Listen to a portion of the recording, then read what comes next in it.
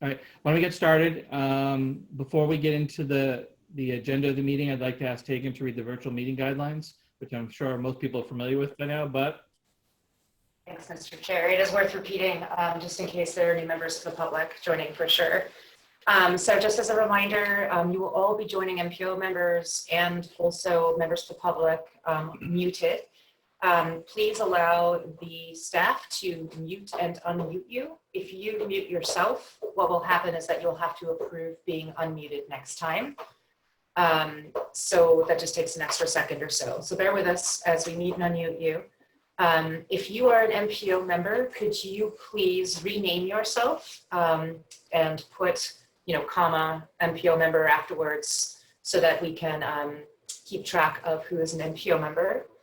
The chair will do roll calls both at the beginning, but also then for any votes that are needed. When we do that, please raise your hand, MPO members, so it's easier for us to mute or to unmute you as we do the roll call.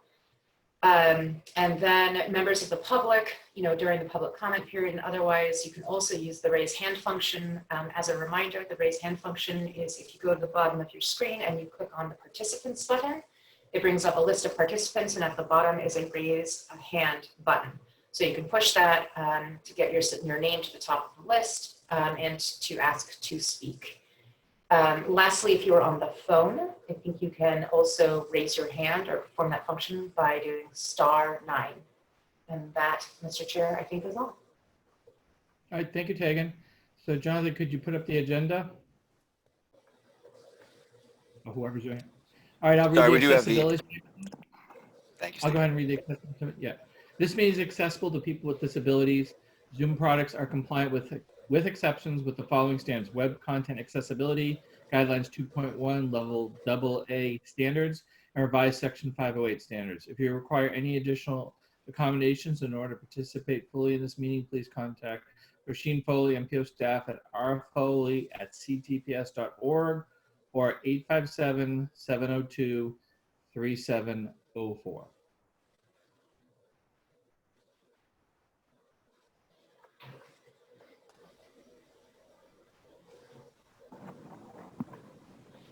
So can we bring up the agenda? Oh, there we go. All right, so the first item on the agenda is introductions. Jonathan, why don't you do the roll, and then we'll let others say they're here as present as well. Okay, thank you, Mr. Chair. MassDOT Chair. Steve Wolfall, Representative Secretary and CEO of MassDOT, Stephanie Pollock. Thank you. MassDOT Second Representative.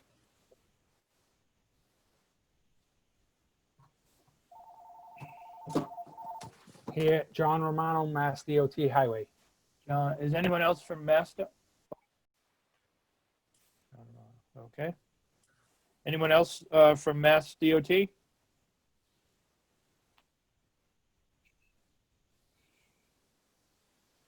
Okay. MBTA?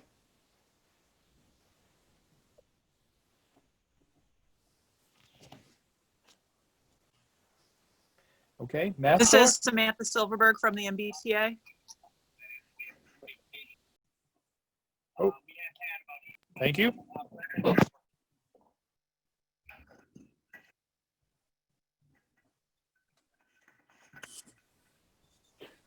Massport? This is Laura Gilmore with the Massachusetts Port Authority. Thank you. MAPC?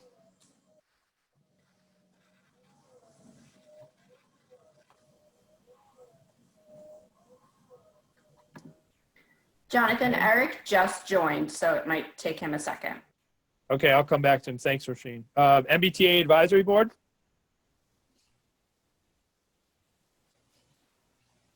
Brian Kane, MBTA Advisory Board. Good morning.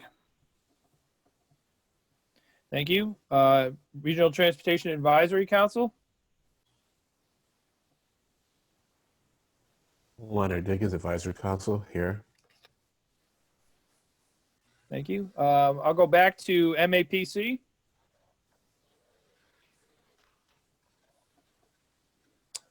Eric Barassa here. Thank you. City of Boston, BTD. Tom Kazis, City of Boston, representing Mayor Martin Walsh. Thank you, Tom. City of Boston, BPDA. Jim Fitzgerald with BPDA representing Mayor Walsh, City of Boston. Thanks. Thank you. At-large City Everett. Jay Monte, representing Mayor DiMaria, City of Everett. Thank you. At-large City Newton. David Kozas, representing Mayor Ruth Ann Fuller, City of Newton. Thank you, David. At-large Town Arlington. Daniel Amstutz, Town of Arlington, at-large town, representing Select Board Chair Diane Mahan and MPO Towns. Thank you. At-large Town Lexington.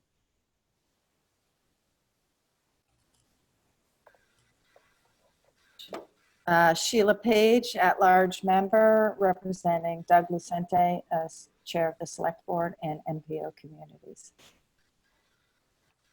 Great, thank you. Intercourse, Somerville. City of Somerville, Mayor Joe Curtatone, and the Intercore. Thank you, Tom. Magic, Acton.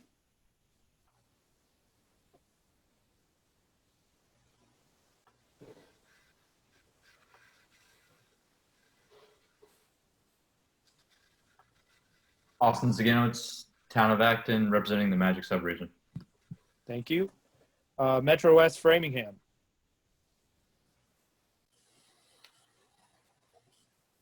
Patrick Kizo, City of Framingham, representing Mayor Spicer. Thank you. North Shore, Beverly.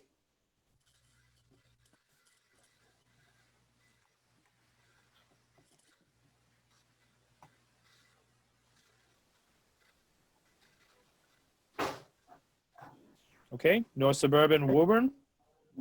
I'm sorry, Tina is unmuted. Oh, I'm sorry.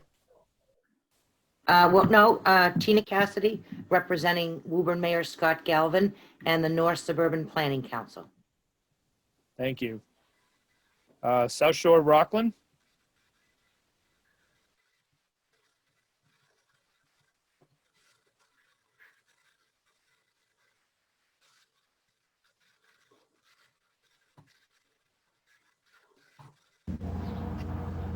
Jen Constable, Town of Rockland, representing South Shore Coalition.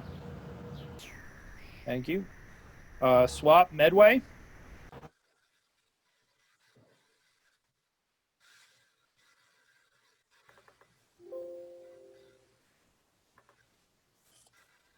Okay, and Trick, Norwood, NRC.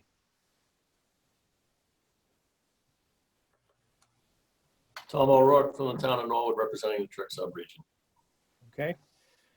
We'll call out the ex officio members. FHWA. Ken Miller, Federal Highway Administration. Thank you, sir. FTA.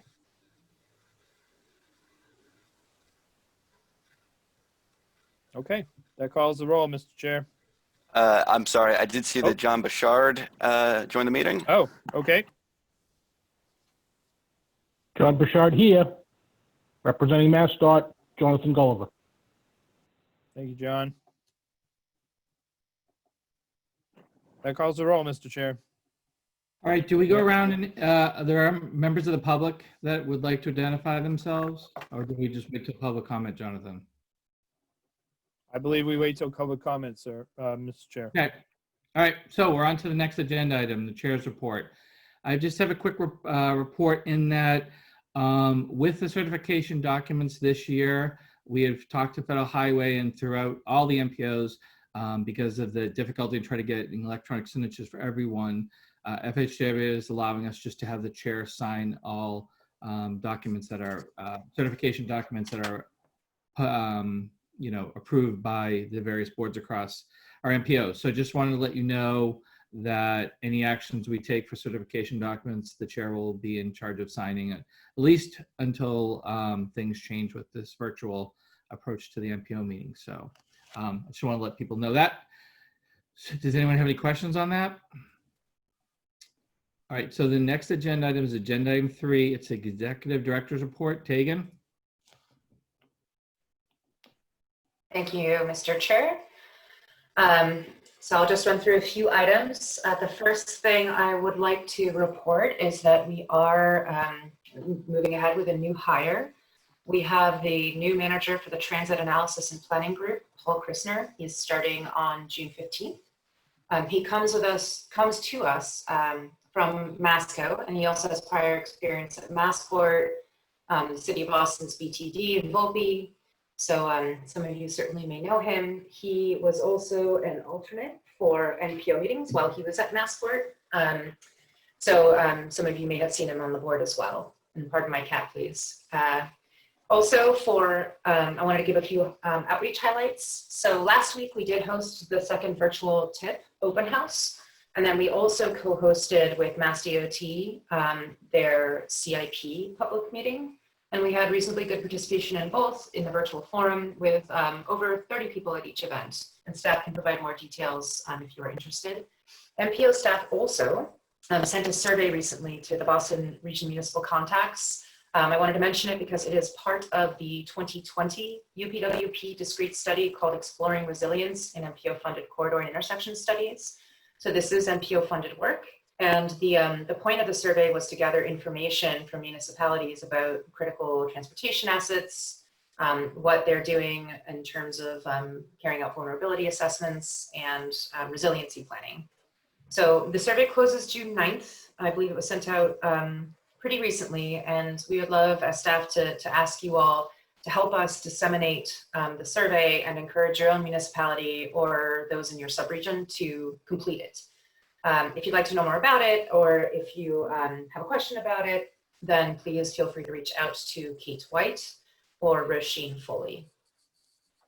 Another reminder, I just want to remind you all, we didn't hear too much after the discussion about the committees, the MPO committees at the last meeting. So just as a reminder, please do let Jonathan Church know if you're interested in joining any of those committees. There is more information about them also on our website and the MPO membership page. And we also spoke about them at the last meeting, but it is important to us specifically also with new membership to refresh the membership and ask new members to participate where you can. So usually they're before or after a board meeting, like we had a UPWP committee meeting today before the board meeting. The UPWP committee meets probably the most frequently, 6 to 8 times a year. But there's a lot of discussion about discrete studies that generate a lot of interest amongst MPO board members. We also have the Congestion Management Committee, which supports efforts related to the congestion management process. And then the one that historically met the least frequently is the Administration of Finance Committee, but we are considering increasing maybe the number of times per year, more than once per year, to discuss the budget for CTPS.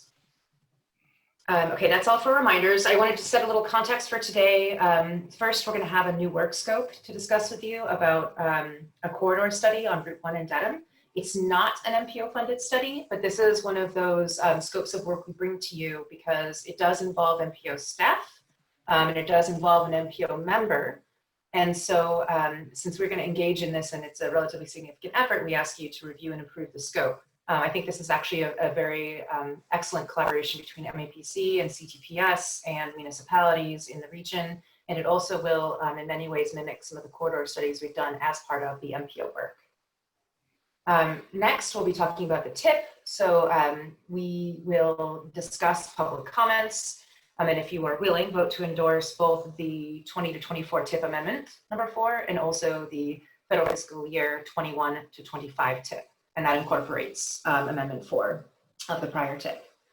We have also posted the draft UPWP for your review and consideration for public release today, for release for public comments today. And then finally, I wanted to comment on another topic we have towards the end. A few months ago, I introduced you to our new Associate Director of Regional Modeling and Analysis, Marty Milkovitz. Today, you'll get some more time to hear from him, and he'll be introducing the early steps that we're taking now to carry out scenario planning for the next long-range transportation plan, or LRTP. Those of you who have been on the board for a while may think that we still have a number of years until we are in the thick of the LRTP work, but it's actually quite important for us, if we want to carry out a meaningful scenario planning process, to start early and to be thoughtful about how we can do this in a way that is going to inform the UPWP. This work we're doing now is also leading into our big idea study that's in the 2021 UPWP, which Sandy will mention and Marty may also discuss a bit. And it's also linked to our work to develop a strategic plan for a regional travel demands model. So this is a lot. This is just kind of a first conversation about it, but it's all about allowing us to take a deeper dive into how the model's performing, what its strengths and limitations are in terms of providing insights into our transportation planning work, and the potential value of other tools to supplement what the regional model can do and how those can also inform the LRTP. So I'm looking forward to that conversation today. I hope you are too. The very last thing I need to mention is that we do have some change meeting dates coming up with your approval or without your objection. So that we don't meet again next week, we're proposing to push out the June meetings 1 week. So they would be on June 11th and June 25th. And then, as often the case, we'd like to cancel the first July meeting. It's on July 2nd this year, and instead hold the July 16th meeting. So at that point on July 16th, we'll be back on our usual first and third Thursday schedule moving forward. So June 11th, June 25th, and July 16th. But Mr. Chair, I'd get it back to you to see if there are any concerns or objections to that. All right, does anyone have any questions for Tegan? Okay. All right, next agenda item is agenda item 4, public comments. Are there any members of the public that would like to address the MPO today?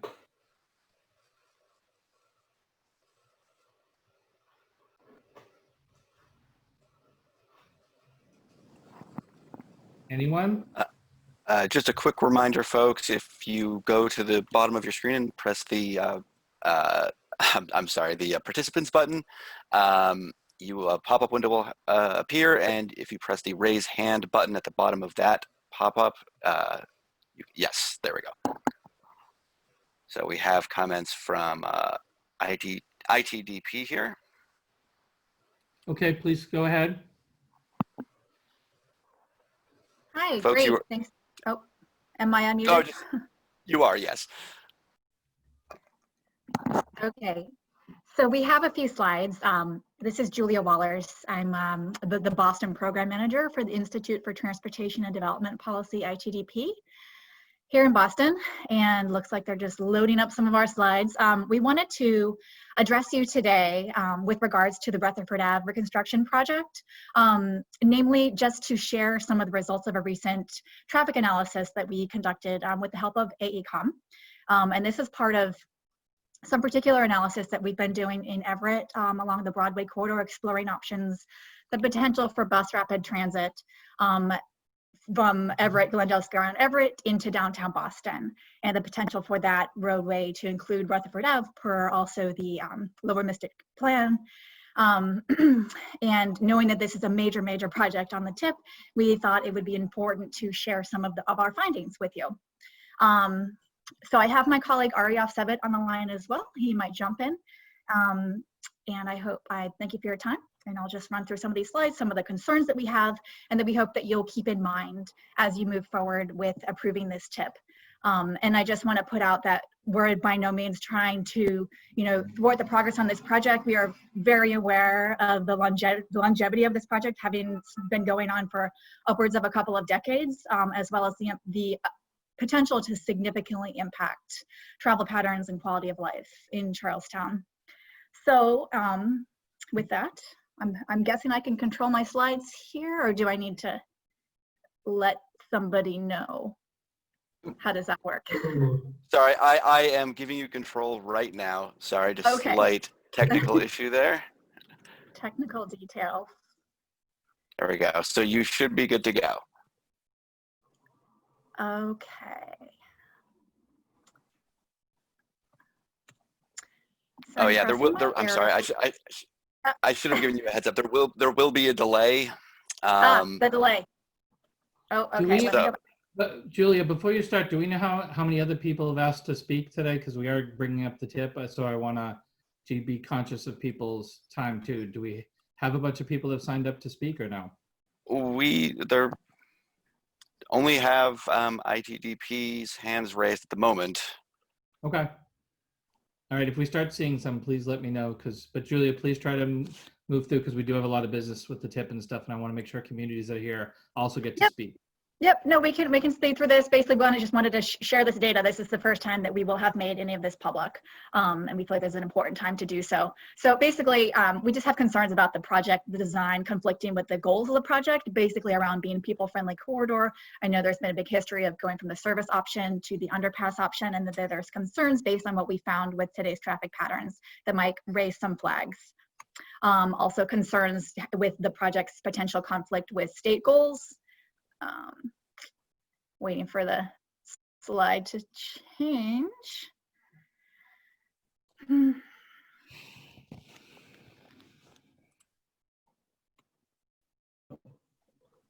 Sorry, okay.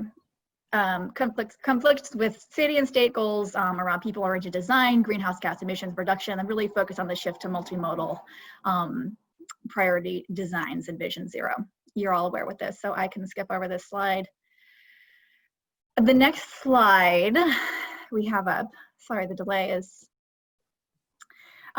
you're probably all familiar with this, but just a little bit of a background on that the way this roadway was designed was based on a projection of demand that hasn't quite materialized. And we know that from our recent counts, which I'm pretty sure might be the first time that we've done counts using automatic traffic recorders, video recorders, post the opening of the casino. And that's why we wanted to share this with you all today, since these were counts that were taken in January. So after the casino had been open for about 6 months. So this was a roadway that was designed to exponentially increase in demand, and we have seen that just really has not happened. The growth rate has been only about 0.2% per year, and as we've seen in our data, that growth rate has actually slowed in the last 5 years. And then I can move into the results of what we found, which is really what we wanted to share with you all today for your consideration. Is that, oh, sorry, this is just leading up to that.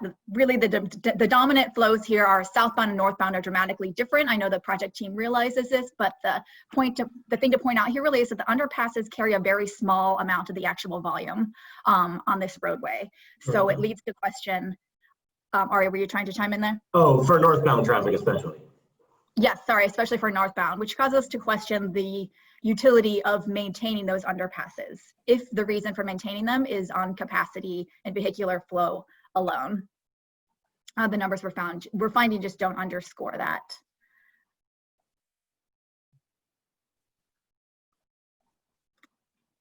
So as I explained, we conducted a traffic count using video recorders near Bunker Hill College, and we were incredibly lucky that these counts happened during a week where there was no winter weather and also no holidays, so very valuable results. We compared the data to 2008 and 2015 Boston counts and really found that overall, the highest traffic volumes occurred at a time when the casino activity was very low. So the takeaway from this is that casino has had little to no impact on the traffic volumes, on traffic on this roadway, because it's been spread throughout the day.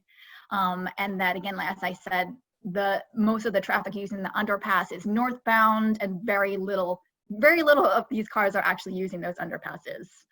And then moving on to the next slide. As I showed from that first slide, just over the whole longevity of this roadway, traffic volumes just have not increased at the rate that they were projected to, and particularly since the casino has opened, that rate of growth has continued to slow. So the sort of traffic apocalypse didn't happen. We see the peak afternoon traffic is much lower than the morning, and that the concern would be that when we're splitting these volumes between surface road and underpass, you actually increase roadway capacity, which increases speed and danger to pedestrians, and a lot more pavement than is required, which sort of goes against the goals of the project to create green space and pedestrian safety.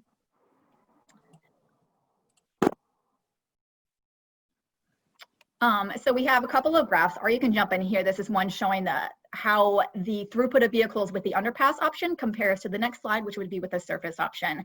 So the capacity limits here of saturation for 2 lanes is never even remotely close to reached.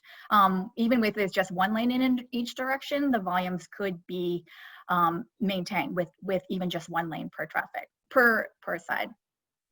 What this shows is that if when you split the traffic between 4 separate barrels, so with underpasses and surface, a lot of it remains, even with a single lane, remains well under capacity. So you're not utilizing the full capacity of the roadway and building a lot more pavement and width than you necessarily need to. Right. So then if we flip that around, looking at with a surface option where you have just 4 lanes, with just 4 lanes, you can have less shoulders and you save a lot of pavement space that could be used for green space, for transit, for bus rapid transit. It opens up opportunity. And so if all the traffic is put onto the surface with a surface option, we still aren't even hitting the maximum throughput approximate of 600 to 700 vehicles per hour. Per 15 minutes. Per 15 minutes, I'm sorry, not per hour. Yep. So just to illustrate this on a street measurement perspective, just showing the additional green space of capacity between the 2 underpass and the surface options, that there's a lot of excess capacity.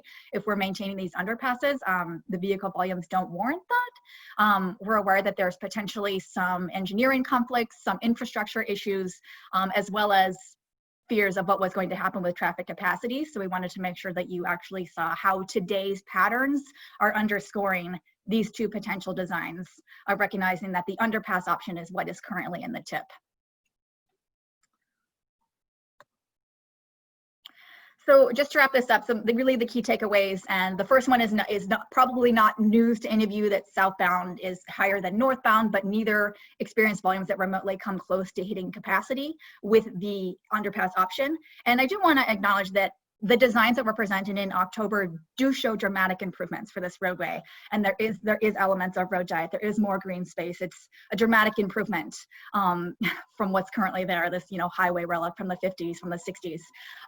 But there's still some pretty significant threats to meeting our own goals, to attacking climate change, not to mention responding to today's context in a post-COVID world where people's travel patterns are dramatically different.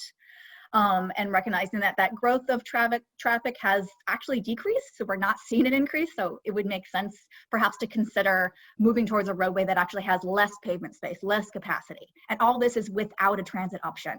So if there were a transit option like bus rapid transit, which we have been working on, and the current design actually does include some accommodation for a bus lane. It's a little bit unclear at this point, but we definitely have enjoyed working with the project team on working out what that could look like, both with an underpass or with a surface option, but that with a surface option, you would meet the needs of the neighborhood and the goals of the project, of the state and the city much more effectively. Now that we know really that the casino just has not had a notable impact on traffic. Vehicles aren't really using the underpass now, especially going north towards the casino, which warrants some concern around why is it there. It's very dangerous to cross, especially at the entry point, which you probably have seen in the designs.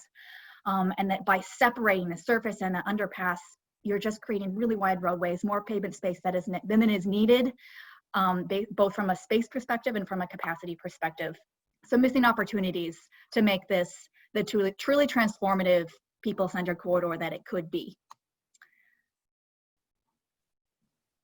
And RA, I'll let you chime in if you have anything else to add. Pretty quick, broad brush of what we found. Yeah, I think that just about covers it. I just wanted to clarify that first picture.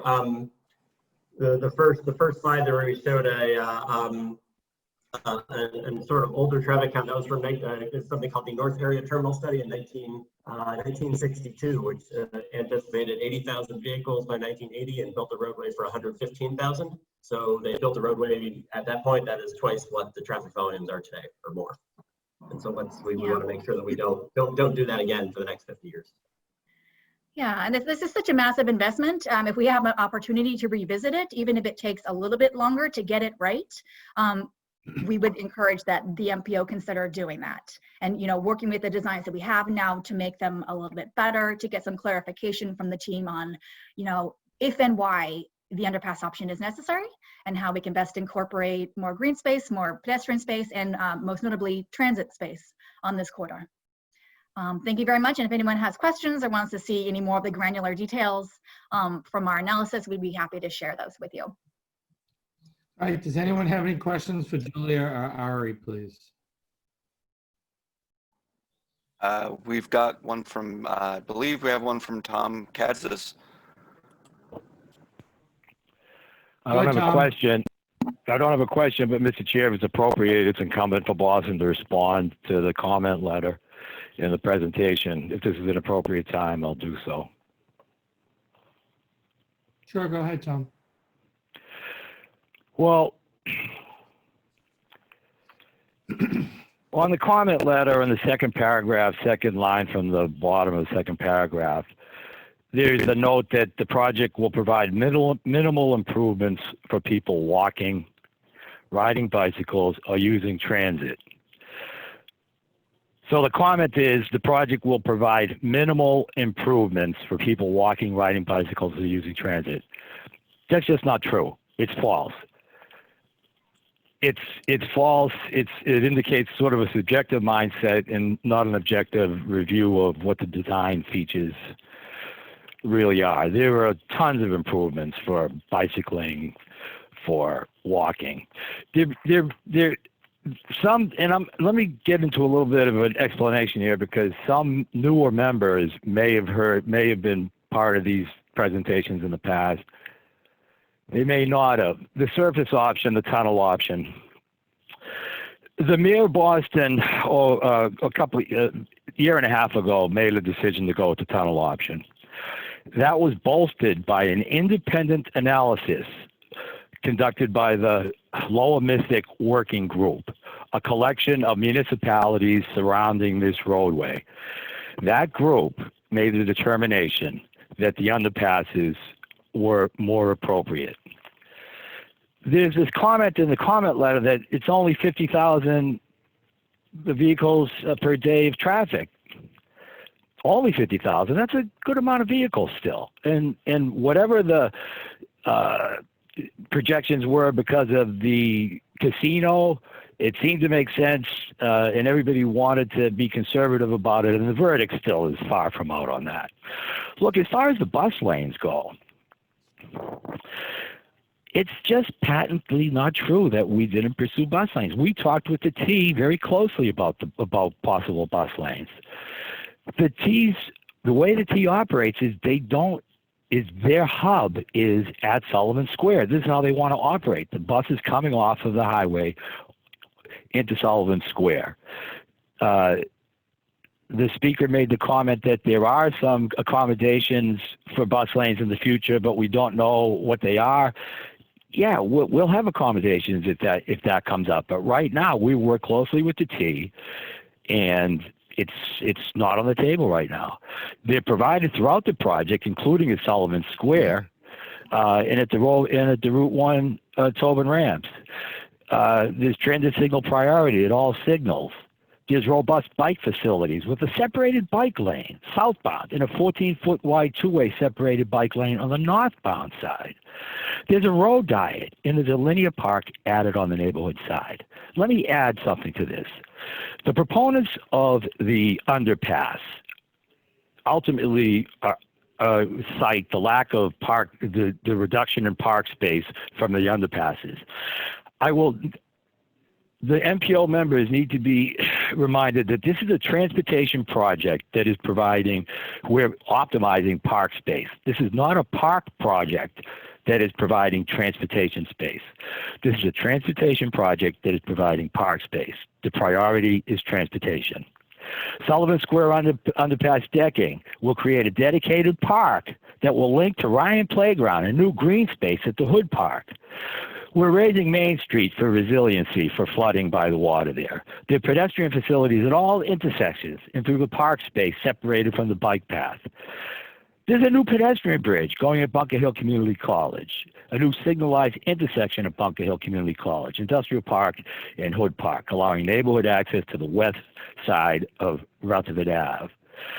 As I mentioned, we talked with the MBTA a lot about this, and if folks may or may not be aware that the T has their preferences to how they want to operate their system, we'll work with them on that. But they're also trying to increase the Orange Line ridership. Look, as far as the surface option, our analysis indicated that it would create a new leverage circle mess at Sullivan Square due to the I-93 ramp connections and also at the Gilmore Bridge.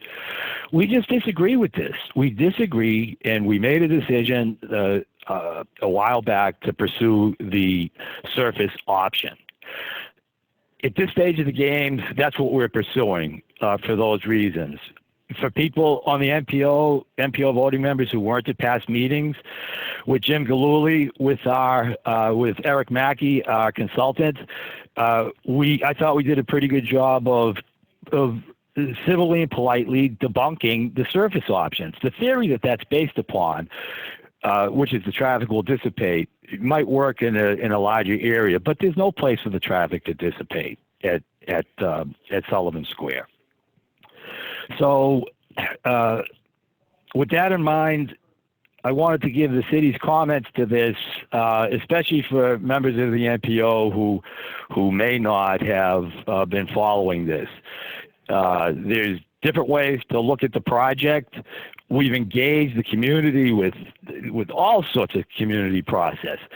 The mayor stood up and took it on the chin from those who favored the all-surface connection. But there were a number of people in the community who didn't want the all-surface connection because they thought that it would change the square into a new leverage circle.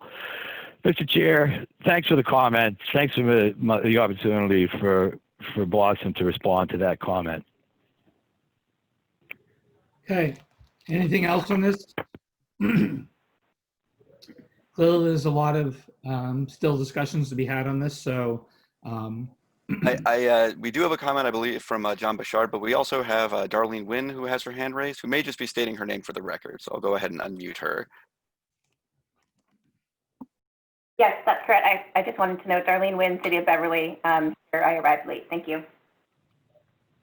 Okay. John, did you want to say something?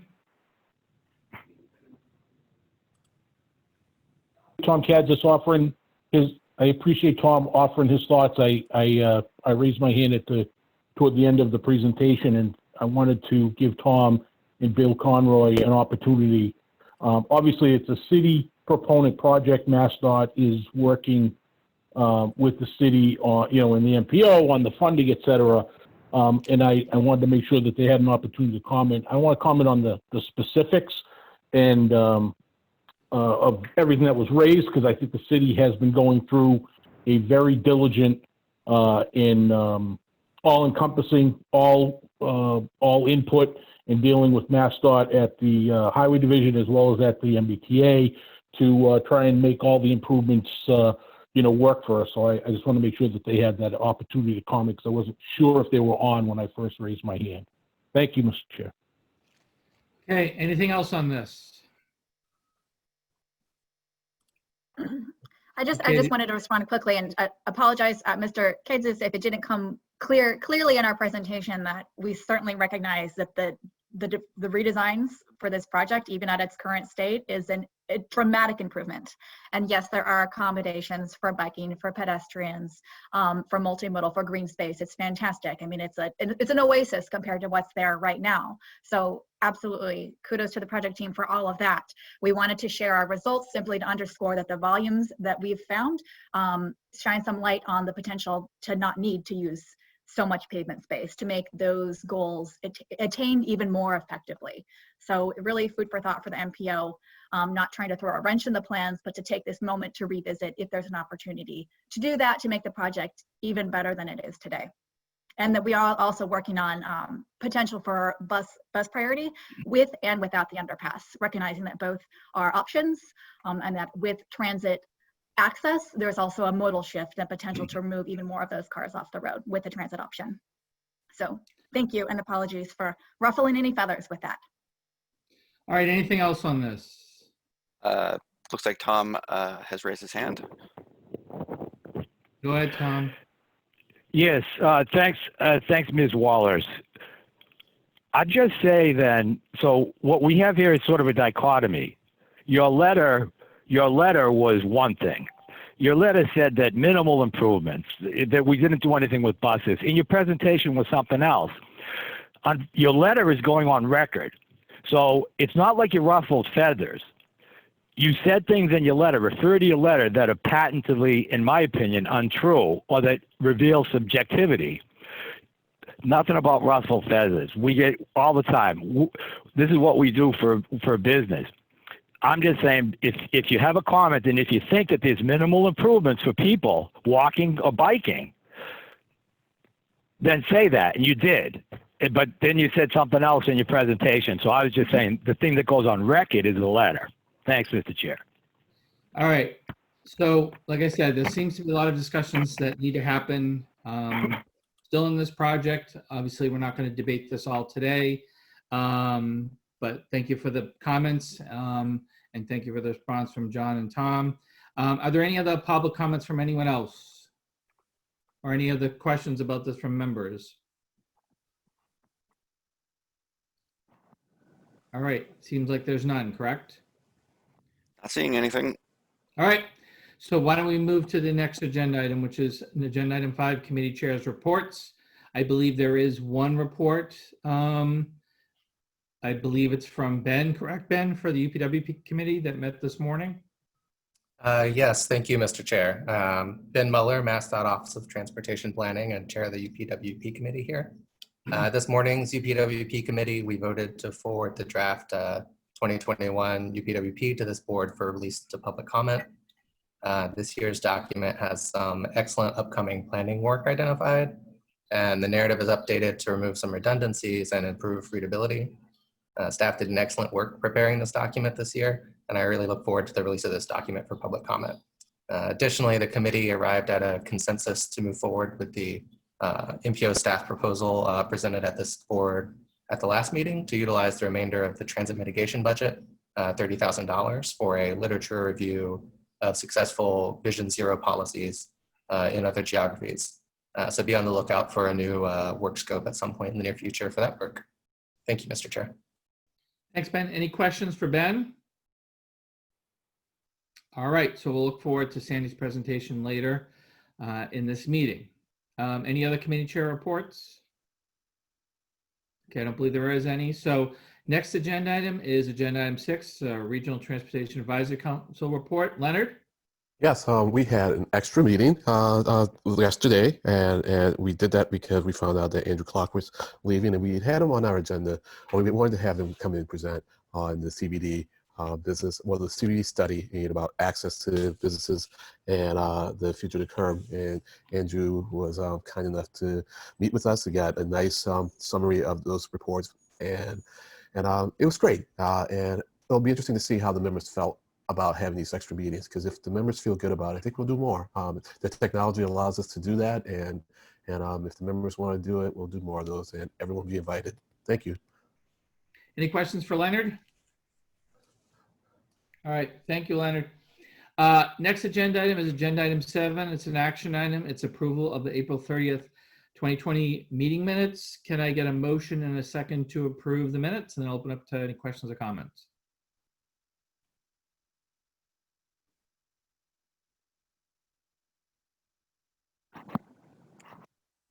Okay, we have Daniel Amstutz. So moved to approve the minutes. And Thatcher Kaiser. I will second that motion. All right, any questions or comments on the minutes? All right, seeing none. Jonathan, can you do the roll? Sure. Steve Wolfel, Yes. John Bouchard, John Bouchard, yes. John Romano,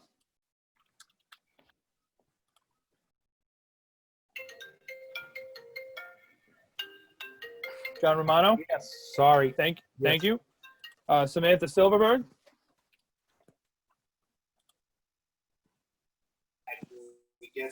Yes. Thank you. Laura Gilmore.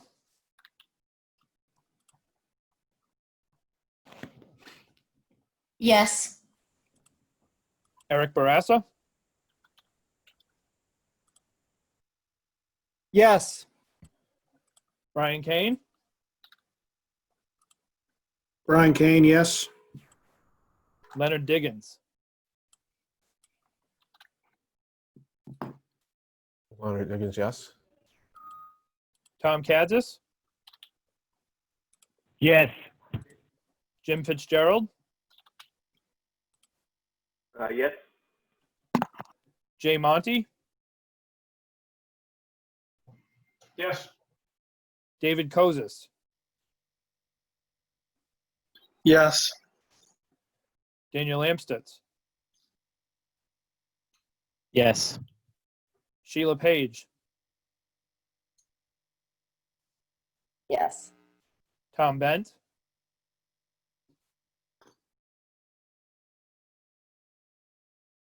Yes. Austin Saganowitz,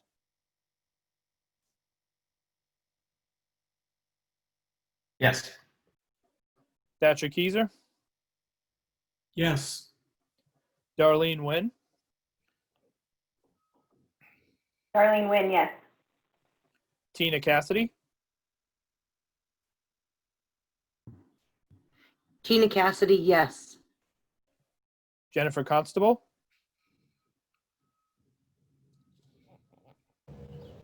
Yes. and Tom O'Rourke.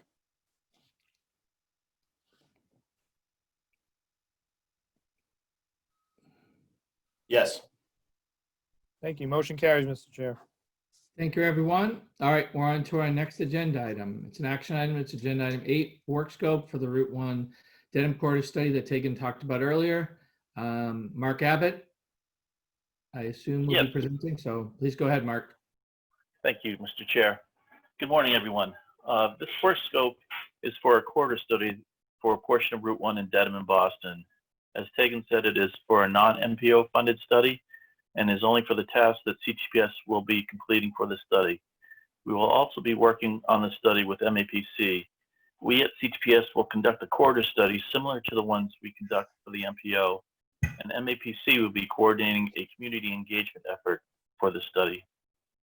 So to give you some background information, this past year, Dedham was awarded a grant by the Massachusetts Office of Travel and Tourism to fund a study of Route 1 in West Roxbury, Boston, and Dedham. Dedham then approached us a couple months ago with the suggestion of the Boston Planning and Development Agency to conduct a study for a section of Route 1.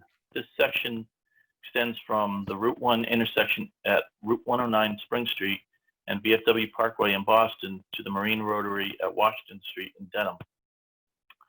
We'll conduct this study similarly to the way we conduct all MPO corridor studies. So we have developed a scope with 4 tasks. The first task to be completed is to establish an advisory committee with MAPC. This advisory committee will include Dedham, Boston, MassDOT, MBTA, DCR, and the Army Corps of Engineers. We'll also include various local stakeholders as well. Task 2 will be to collect existing transportation information and data and analyze existing conditions to establish a list of problems and needs, safety concerns, and other various baseline transportation conditions. We'll use this data to evaluate gaps in conditions in pedestrian and bike networks, to evaluate transit service, and to review impacts to existing utilities. The third task will be to develop and analyze improvement alternatives and conceptual designs. These conceptual designs will include site-specific recommendations to help create complete street improvements to help create livable communities and improve safe access to all users of the corridor. These improvements would be in response to community context and may include sidewalks, bicycle lanes, cycle tracks, accessible public transportation, safe pedestrian crossings, and accessible pedestrian and traffic signals. And the last and final task will be to document the results of the study and provide this final report to all the stakeholders and whoever else is interested. The study is expected to take approximately a year and is budgeted at $120,593. Thank you. Is there any questions or comments? All right, before I open up for question comments, can I get a motion and a second to approve the scope? And then I'll, as I said, open up to questions. Tina Cassidy? Make that motion. I'd be happy to make that motion. And Tom O'Rourke? Be happy to second that motion. All right, are there any questions for Mark? Ken Miller. Go ahead, Ken. Good morning. Thank you, Mr. Chairman. Just a couple of questions, Mark. You mentioned that in the scope it says the town of Dedham or other entities mentioned will implement the recommendations. This is state highway, is that correct? So this is a MassDOT-owned facility? Right. It'll include the Dedham will pursue the going forward with the design emphasis of the part of the study. Funding mechanisms down the road and who constructs the project will be determined probably later with Dedham and MassDOT. Okay, I mean, because this is just a question. So I'm glad there's going to be an advisory committee, particularly, so, you know, that stretch of I mean, it is a major regional highway facility. It has a speed limit of 45 miles an hour. I'm just wondering also, what is the context of the complete streets? I mean, what do you intend to do with complete streets in the context of that kind of facility? I mean, Well, it doesn't seem to be the kind of facility you would want bicycles on. There's nothing wrong with improving safety for pedestrians and bicyclists, buses, etc. But what do you mean by complete streets in that context? In that context, in that area, right now, it was designed, and I believe Jeremy Rosenberg Dedham was telling me, you know, in the 50s or something like that, when it was supposed to just be basically a highway through Dedham and into Boston type of thing.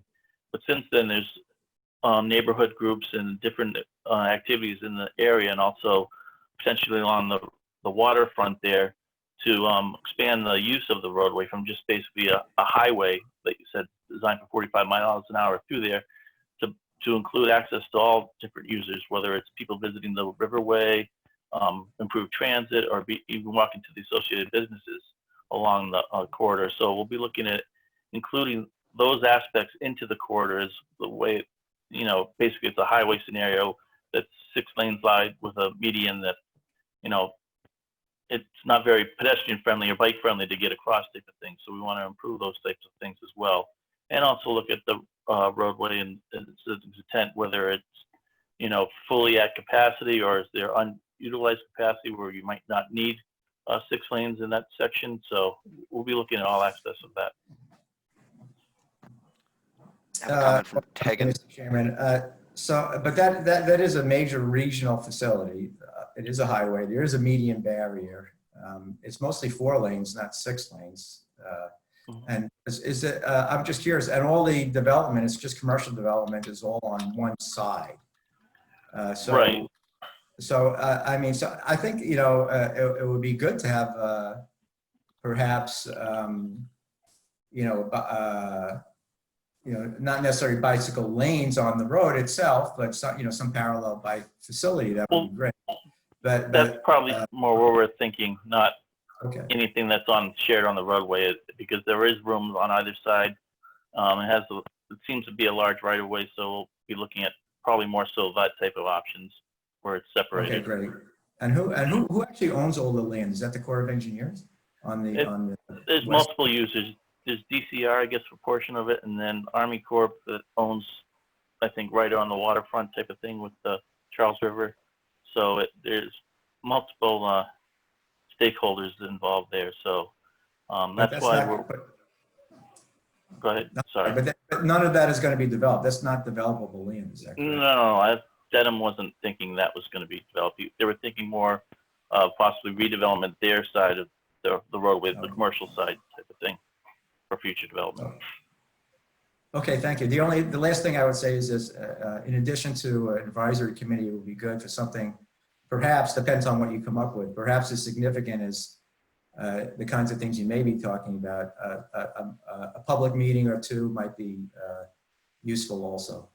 Yeah, I should mention that the 4 tasks I outlined is basically the tasks that we at CTPS, we're partnering with MAPC. They're going to handle the community engagement piece, so to speak. So which will have the public meeting type of settings and outreach and that type of things.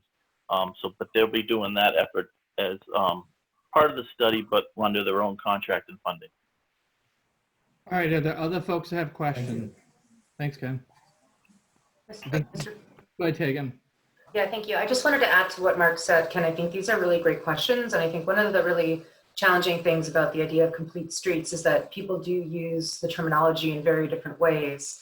At the highest level, complete streets and a complete streets approach doesn't mean that you automatically do sort of X, Y, or Z. It doesn't mean that you're putting bicycle accommodations in this format. What it means is that you're taking into consideration the needs of all the users on the roadway, and what you design and implement varies based on the context of the roadway, right? So I think those are very good questions. You know, people should not assume that when you say the term, you know, oh, we're looking at it as a complete streets project, that means we are definitely doing, you know, these specific 5 things. It means that we're going to look at that and take into consideration all of those needs in the context of the project. So I think those are great questions. I just wanted to emphasize, you know, that that's how we talk about complete streets. All right, anyone else? Jim Fitzgerald. Go ahead, Jim. Thank you, Mr. Chair. I just wanted to add that, you know, the city is really looking forward to working on this project with CTTS and ATC and Jeremy and the town of Dedham. Myself and Joe Blankenship from BTA, as well as Bill Conroy from BTD, will be engaged in this process. There will be, you know, a robust community process as well. So we're really looking forward. We think this is the right staff to be working on this. So we're big fans of this work. And just to add a little context to what Ken was asking about, on the city portion of Route 1 going up towards Spring Street, there actually is some existing residential development on the west side of Route 1. And then there's also an approved project for over 200 new units on the west side. And then we also have the city's only trailer park as well on that side. So in the city of Boston portion, there is some residential development, both existing and that's coming online in the future. So thank you. All right, anyone else? Eric. Go ahead, Eric.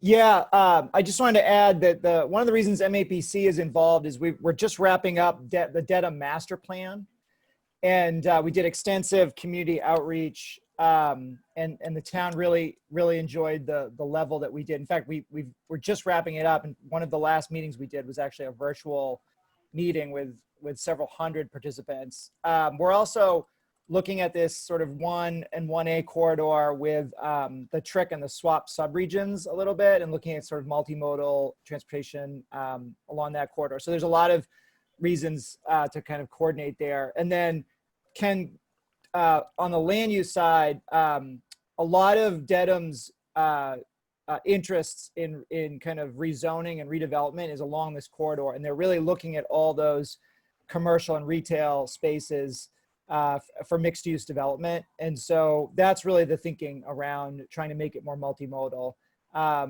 is a vision for a lot of infill mixed use development there. All right, anyone else? We've got Len. Go ahead, Leonard. Yes, I really appreciate Tegan's comment about what complete streets really means, because I had the notion too that complete street project involved pedestrians, making it pedestrian friendly and bike friendly. And I don't know to what extent that is the common perception out there, but we might want to look into that. And if there is a term that we should use for that versus complete streets, or maybe, you know, redefine complete streets, it might be helpful in just discussing things like this with the public. So that's it. Thank you. All right, anyone else? Tegan?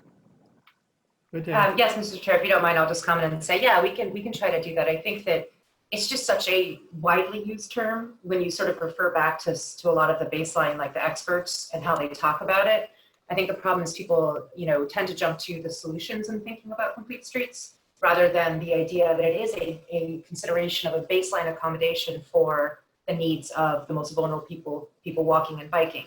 But that does not mean that you're going to put a bike lane on every single roadway, because that might not be the best way to accommodate safety for people who want to bike anywhere near or around there. So I appreciate your comment, and we can always work to get like a kind of a concise definition out there for how we're working with the terminology. If we don't already, I'll check with staff. Okay, anyone else? Believe that's it. All right, Jonathan, can you read the roll? Will do. Stephen Wolfle, Yes. John Bouchard, Yes. John Romano, Yes. Yes. Samantha Silverberg. Yes.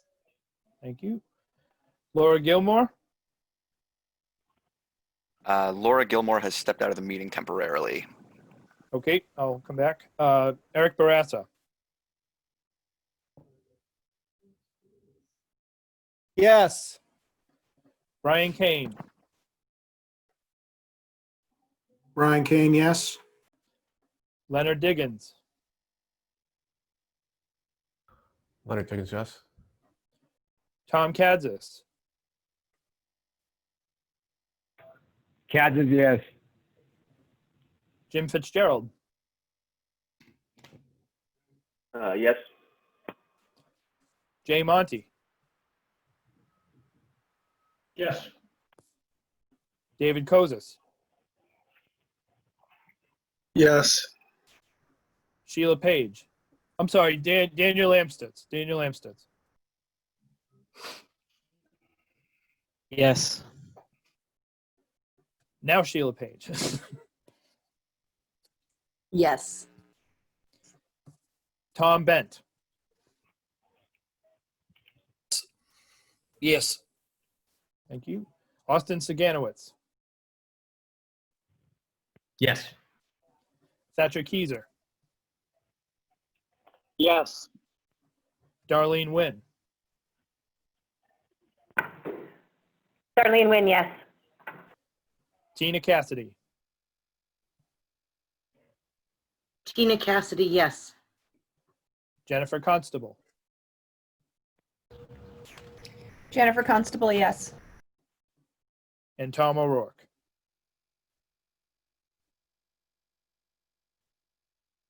Yes. And I will go back to Laura Gilmore to see if she's returned. She has not. Okay, motion carries, Mr. Chair. Thank you. Thank you, Mark. We're on to Thank the you. next agenda item. Agenda item 9. It's an action item. Federal fiscal year 2020 to 2024 Transportation Improvement Program Transit Amendment 4 MAP.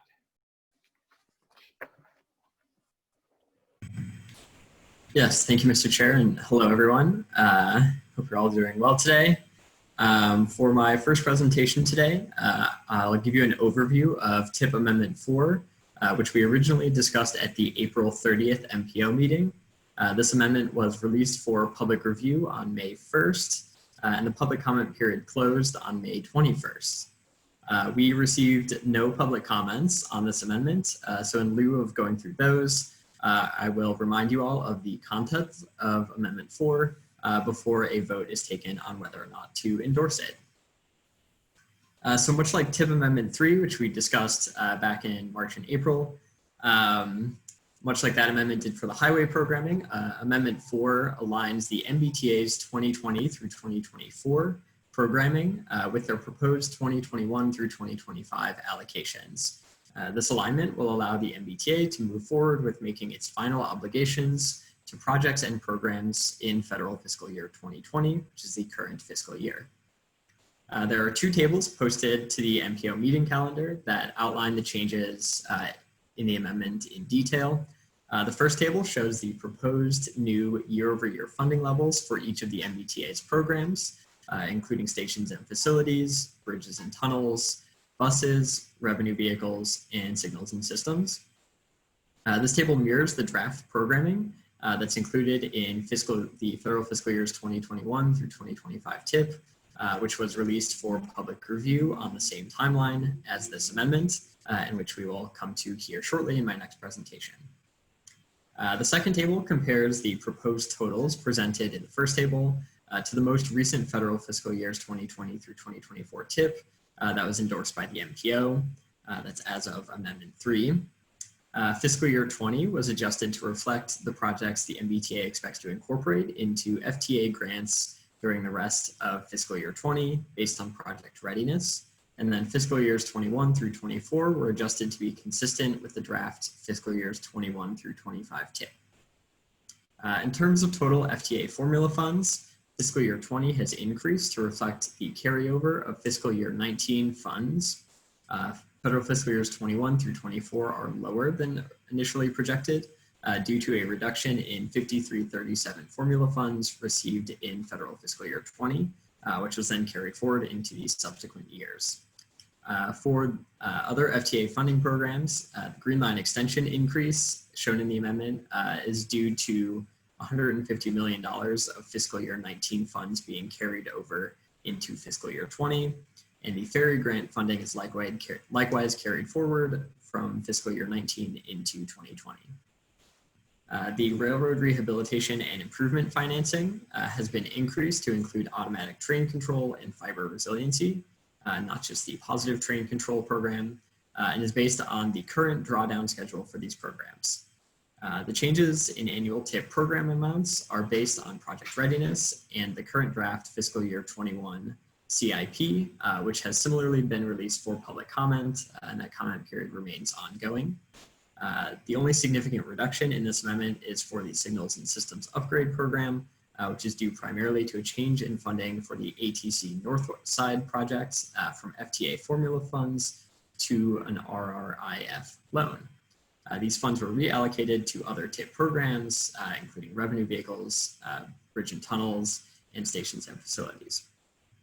So that's all I have on TIP Amendment 4, and with that, I will turn it back over to you, Mr. Chair, for questions. All right, thanks, Matt. Can I get a motion and a second to approve Trans Amendment 4? Then I'll open up for questions. Brian Kane. I move to endorse TIP Amendment 4, Mr. Chairman. Thank you. Is there a second? And Tina Cassidy. Tina Cassidy seconds that motion. All right, thanks. Anyone have any questions? Or Samantha, do you want to say anything?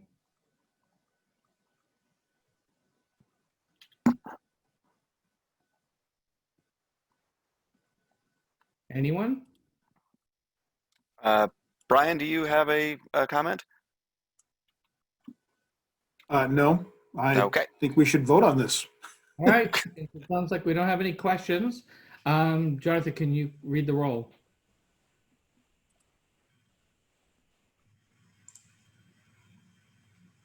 Steve Wolfel, Yes. John Bouchard, Yes. John Romano, Yes. Samantha Silverberg, Yes. Laura Gilmore, Still not present. okay, Eric Barassa, Eric Barassa, yes. Brian Kane, Brian Kane, yes. Leonard Diggins, Leonard Diggins, yes. Tom Kadzis, Kansas, yes. Jim Fitzgerald, Yes. Jay Monty, Yes. David Kozis, David Kozis, yes. Daniel Amstutz, Yes. Sheila Page, Yes. Tom Bent. Yes. Yes. Thank you. Austin Siganowitz, Yes. Thatcher Keyser,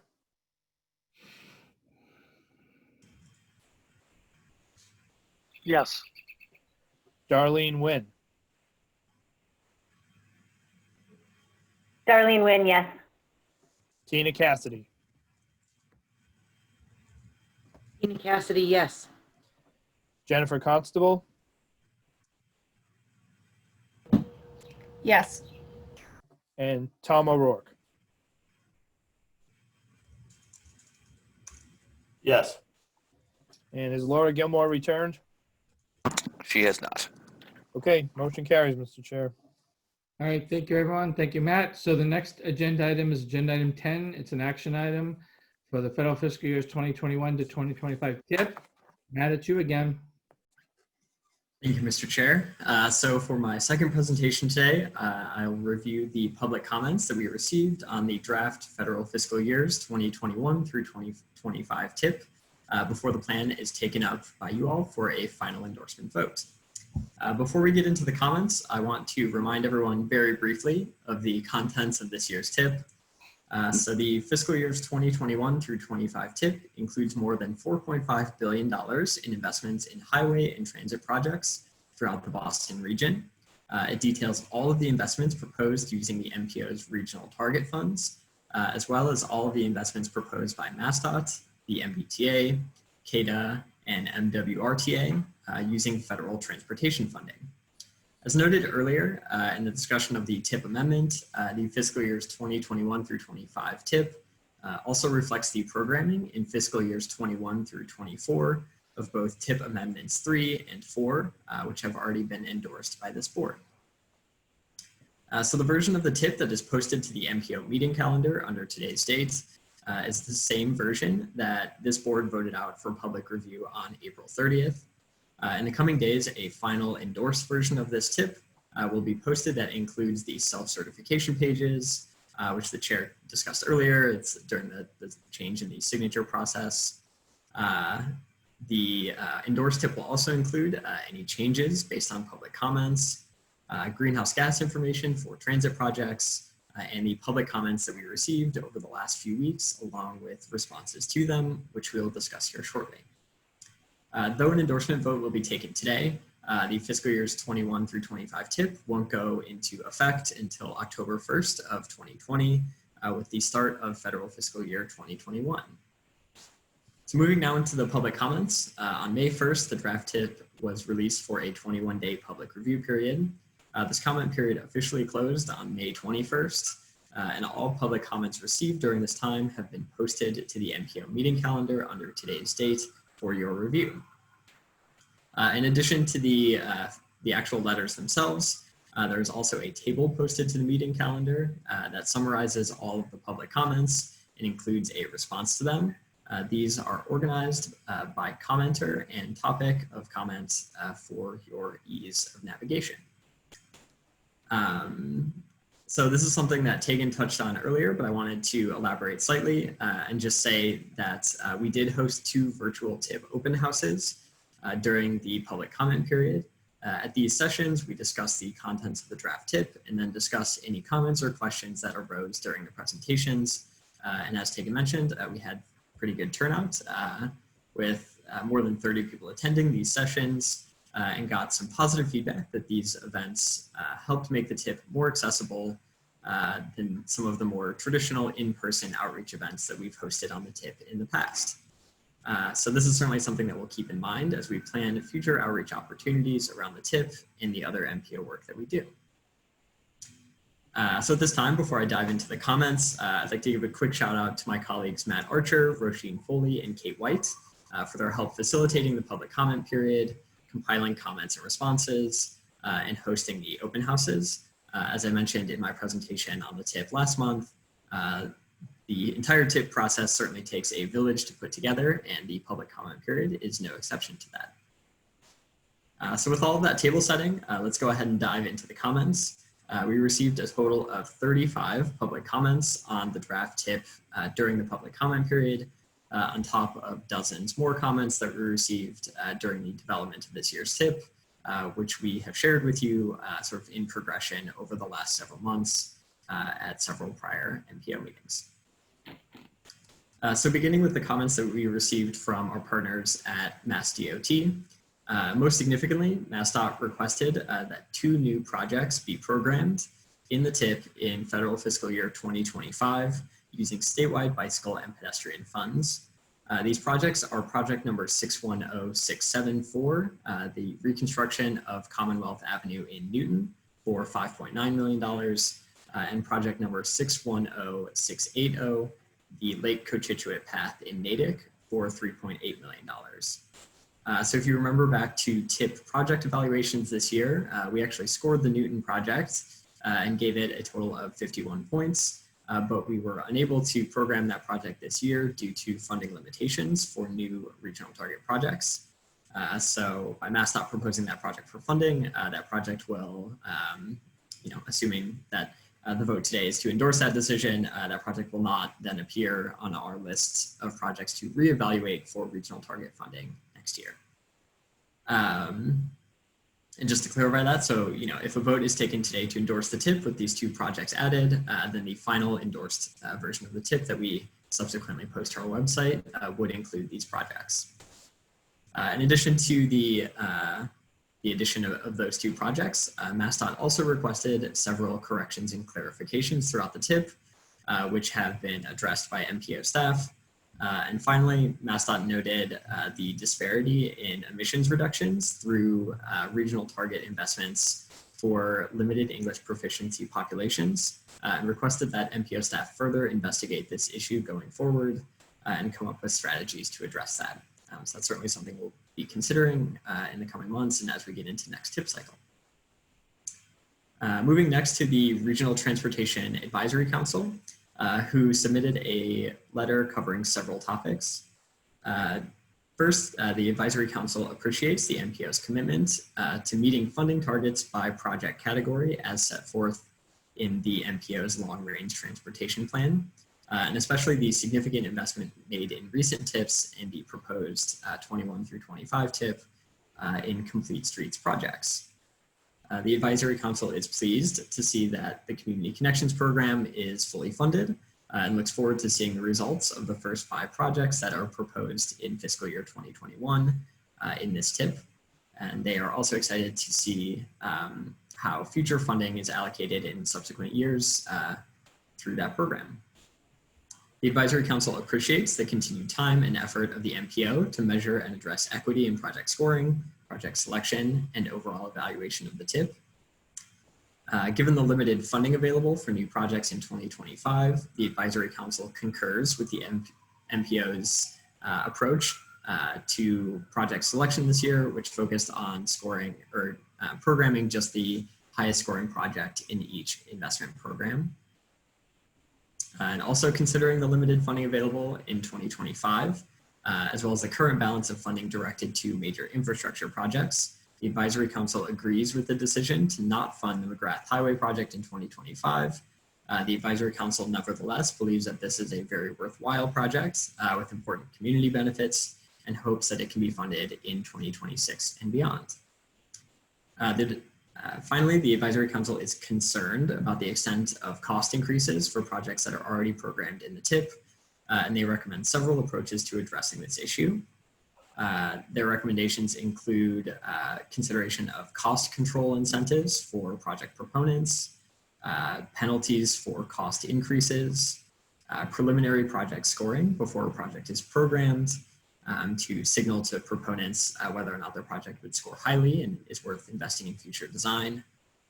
They also recommend considering cost effectiveness evaluations, which is something that we've discussed before as a board. And they recommend considering value engineering requirements for large scale projects, such as what was undertaken for the Green Line extension. So that concludes RTAC's letter. Moving now to the other advocacy organizations that submitted comments, beginning first with the 495 Metro West Partnership. The partnership supports the inclusion of 21 projects in the 495 Metro West area. They express particular support for the rehabilitation of Route 16 in Milford, the Holliston Street and Cassidy Lane Safe Routes to Schools project in Medway, the Bruce Freeman Rails Trail Phase 2D in Sudbury, the Mass Central Rail Trail in Sudbury and Wayland, as well as increased funding for the Metro West RTA. The partnership expresses support for 6 projects in the TIP universe, noting the organization's longstanding support for the Route 27 over Route 9 interchange improvements in Natick, as well as the intersection improvements at Route 126 and Route 135 in Framingham. And both of those projects are long-range plan projects. The partnership expresses concern that 4 projects in the Metro West region were moved to later TIP years, with particular disappointment regarding the construction of the I-495 and Route 1A ramps in Rentham, moving from fiscal 23 to fiscal 24. They note that the project would address a 495 Metro West partnership identified a transportation nightmare in that area. Finally, they expressed concern that 4 projects in the 495 Metro West region were removed from the TIP, with particular disappointment regarding the pedestrian hybrid beacon installation at Route 9 and Maynard Road in Framingham. They note that since 2010, 41 pedestrians have been struck by vehicles on Route 9 in the Metro West region. Stretches of Route 9 remain unsuitable for pedestrian use, and gaps between crosswalks frequently exceed 1 mile. The proposed project that has subsequently been removed from the TIP was located in the vicinity of Framingham State University and would have provided improved access to Framingham Center. In addition to that letter, we received a comment letter. Matt, can I interrupt for 1 second? I actually have to leave the meeting, but David's here, so I'm just turning the chair over to David. All right? Absolutely. Thank you, Mr. Chair. Keep going, Matt. Great, thank you. So we also received a comment letter from Livable Streets Alliance, who discussed 4 key points in their submission. First, the letter acknowledges issues in the fiscal years 21 through 25 TIP cycle surrounding project cost overruns and requests that the MPO take steps to mitigate this problem. They recommend that the MPO consider funding projects at the 75% design stage to enhance the certainty of project costs when they are programmed. They note that this will require more upfront costs for project proponents without the assurance of funding, and recommend that MassDOT develop a process to financially support the design process. Next, Livable Streets requests clarification around how transit modernization program funds will be used, and asks for the public to have an opportunity to weigh in on this subject. They also request that the design of the reconstruction of Rutherford Avenue, which we discussed earlier today, include dedicated bus lanes to provide enhanced multimodal options for non-auto users. And finally, they express appreciation for the work of MPO staff in making the TIP process more understandable, but requests a handful of improvements to that process, including a clearer distinction between MassDOT funded and MPO funded projects in the TIP tables and on the TIP online database. They also recommend making the TIP database more prominent on the MPO website so that more people know that it's available as a resource. And finally, they recommend adding information in the TIP tables about project changes year to year, including adjustments in cost, the reason for cost changes, and a note to show which projects are newly added to the TIP. Moving now to a letter submitted by the Somerville Bicycle Advisory Committee. They support the inclusion of 3 projects in the city of Somerville in the fiscal years 21 through 25 TIP. Those projects are the Green Line Extension and the accompanying Community Path Extension, the Davis Square Signal Improvements, Community Connections Project, and the Signal and Intersection Improvements on I-93 at Mystic Avenue and McGrath Highway. The committee also supports funding any modifications to the final design of the Green Line Extension necessary to improve bicycle access and parking at stations, improving safety issues, and providing safe connections to other regional multi-use paths, including the Grand Junction Path and the Mystic River Path. And finally, the committee requests accelerating the design process and funding for the McGrath Boulevard project, as this project will improve safety for multiple modes of transportation, as well as provide better neighborhood connections in that area. Moving now to the letter we received from ITDP, who spoke earlier in today's meeting on some of their concerns. Their letter thanks the MPO for continuing to advance transit improvements through its transit modernization and dedicated bus lane programs, but questions how coordination will take place with the MBTA's efforts to implement dedicated bus lanes and redesign the existing bus network. ITDP encourages the MPO to push for designs of several currently funded projects to better account for bus network improvements, including the North Washington Street Bridge in Boston, Mount Auburn Street in Watertown, and the Ferry Street project in Everett. ITDP thanks the MPO for funding transit signal priority on Concord Avenue in Cambridge through its Community Connections program this year. And finally, as you heard earlier, ITDP asks that the MPO reevaluate the design of Rutherford Avenue in Boston to better accommodate bus lanes, improve bicycle and pedestrian facilities, and mitigate the highway-like elements of the project, including the proposed underpasses. Moving now to a letter submitted by the Conservation Law Foundation, who commented on several aspects of the TIP process. CLF expresses concern that an insufficient amount of major infrastructure projects funded by the MPO are serving environmental justice populations comprised of low-income residents, residents of color, and limited English proficiency populations. They contend that implementation of regional target projects will perpetuate inequities in air pollution and transportation investment.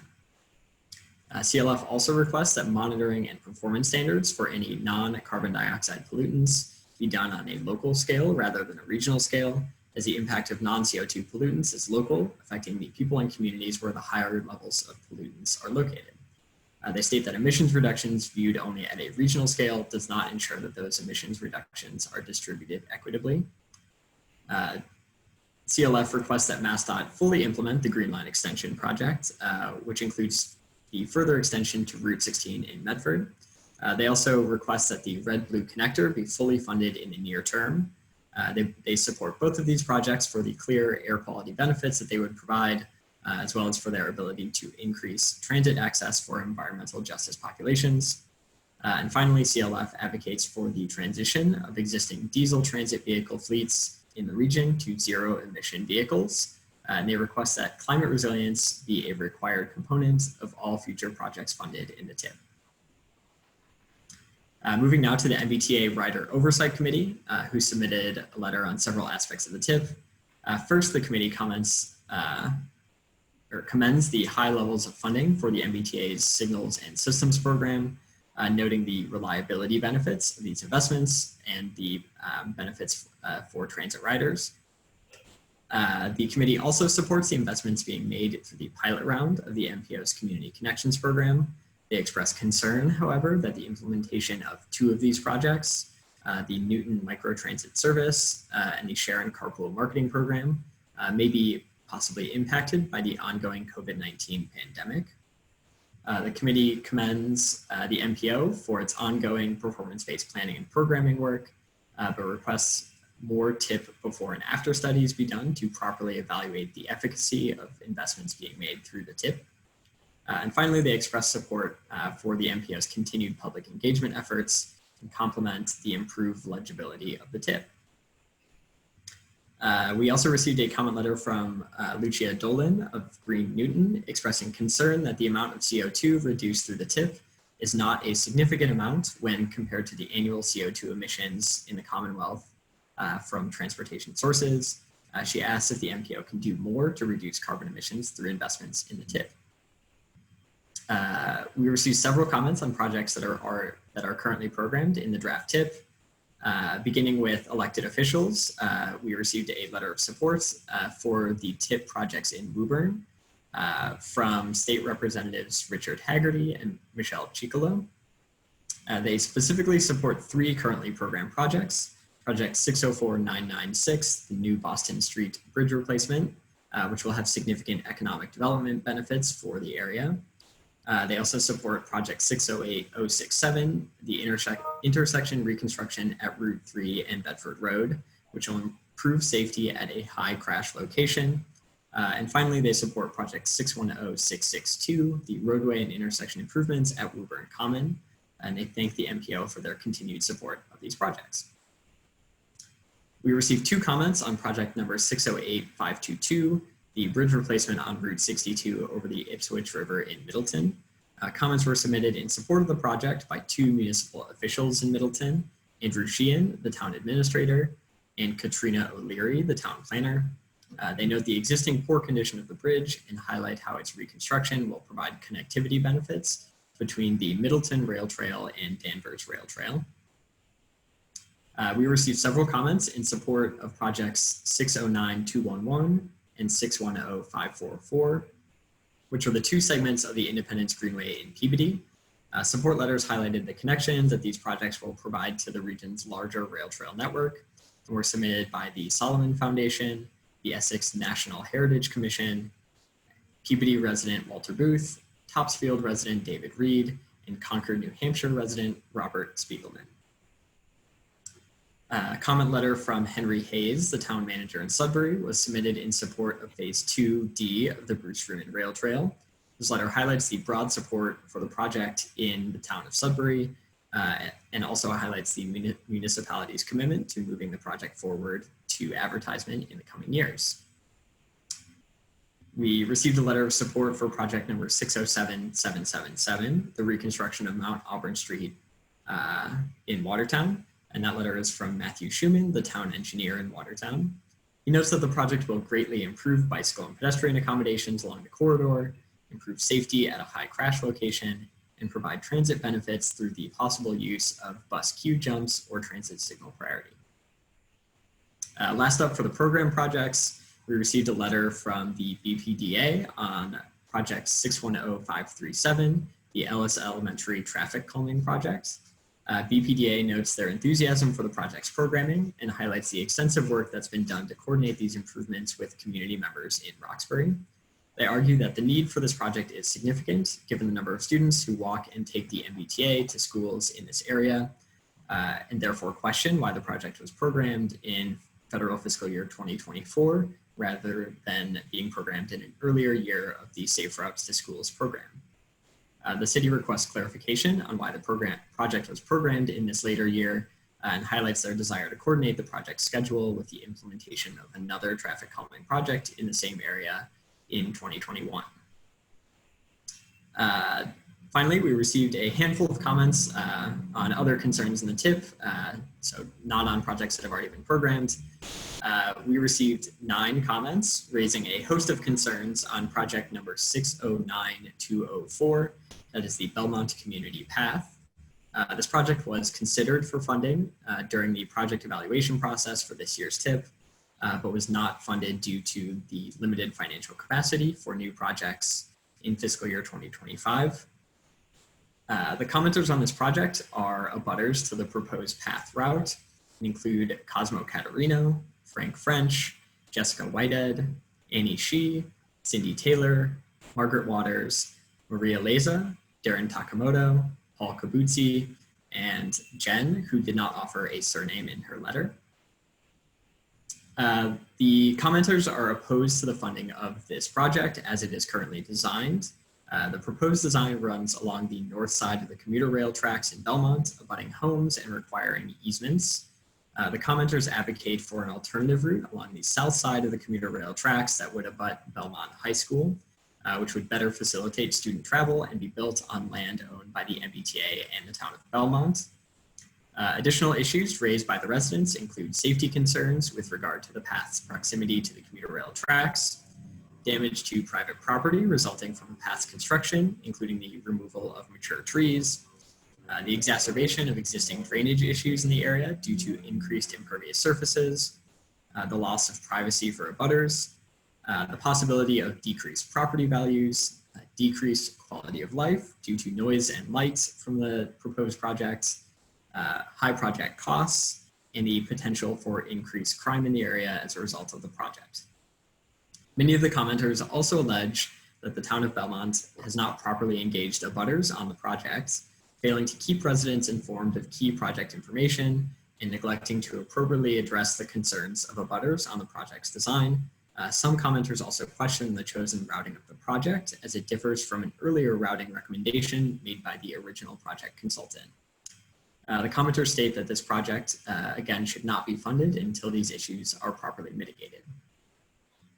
Moving into our last few comments here, we received one comment in support of the Belmont Community Path project from Jared Gunsel, a Belmont resident who highlighted the connections that the project will provide to the larger Mass Central Rail Trail network. And then finally, we received 2 comments from Cambridge resident Arthur Strang. Mr. Strang expressed his concern that the TIP does not make investments quickly enough in the electrification of the commuter rail system in the region. And he also asked whether or not the TIP takes into account changes in transportation investments that may be required due to COVID-19 and the need for social distancing. So with that, that wraps up my summary of the public comments on the TIP this year, and I will turn it back over to the chair. Thank you, Matt. Any questions for Matt on that? Seeing none. So Matt, have you covered the entire tip? Are we ready for a vote? Because I came in late, unfortunately. Yes, Mr. Chair, that was my whole presentation. Thank you, Matt. Can I get a motion and a second from an MPO member, and please state your name, to approve the tip as presented today?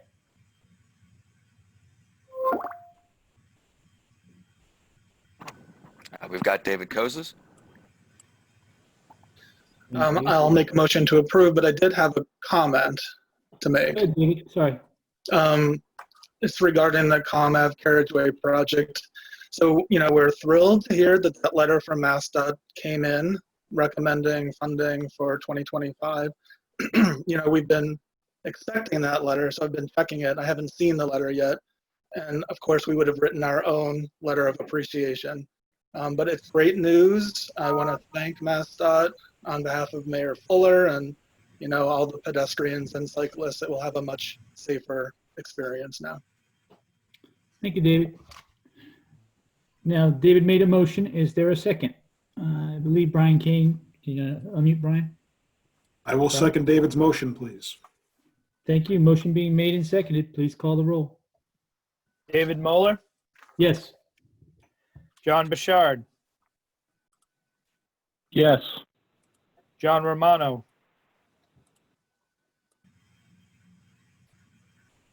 Yes. Samantha Silverberg, Yes. Laura Gilmore. She is still not present. Okay. Eric Barassa, Eric Barassa, yes. Brian Kane,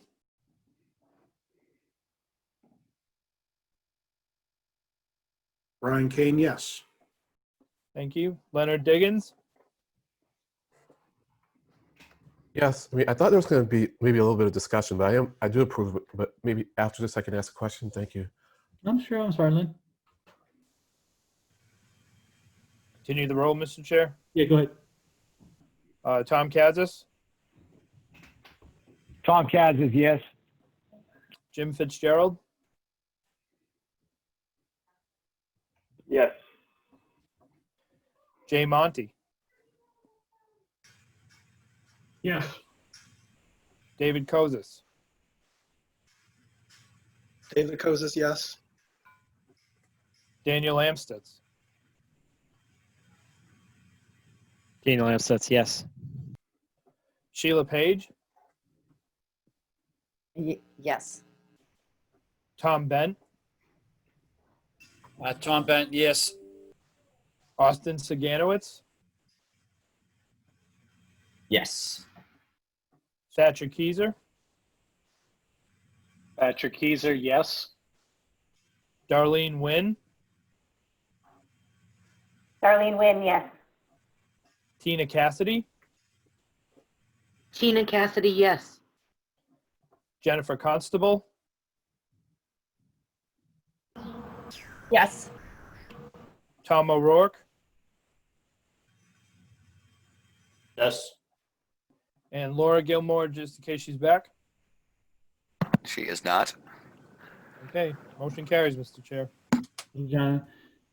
Lynn, you had a question or comment? Yeah, the question involved the recommendation for putting 2 projects for MassDOT in 2025. I mean, I'm in favor of them. I'm just trying to understand how the process works. So do we need to come up with more money in that No. year for this? We don't? Okay. No, so here's what happened. Yeah.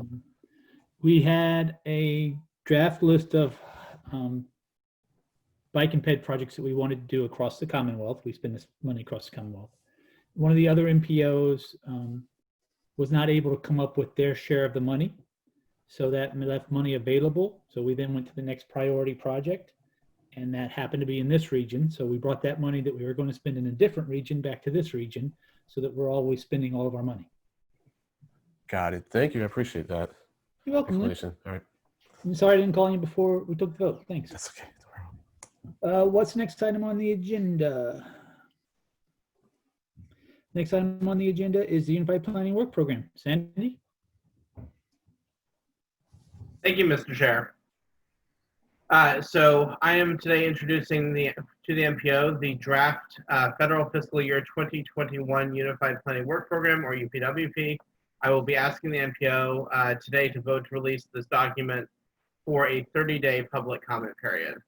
For those listening at home, the UPWP is the document that lays out or programs how the MPO will spend the federal funds it receives for transportation planning each year. For this upcoming federal fiscal year, the UPWP programs almost $6 million in federal funding, around $4.8 million for CTPS, and another almost $1.1 million for MAPC. In addition, the UPWP includes work that CTPS executes on contract to other state agencies and other entities, a total of about $1.5 million in that category. So the headline number for the total amount of money programmed through the UPWP in federal fiscal year 2021, which begins October 1st, 2020, is around $7.5 million. A word on process before we get into the details. The MPO's UPWP committee meets regularly to guide the development of this document. This morning, the committee voted to send the draft document to the MPO for your vote to release for public comment. If you vote to release the UPWP for public review today, the 30-day public comment period will begin on Monday, June 1st, and run through the end of June. The MPO will then be asked to vote to endorse the final UPWP, provided there aren't any major objections on July 16th.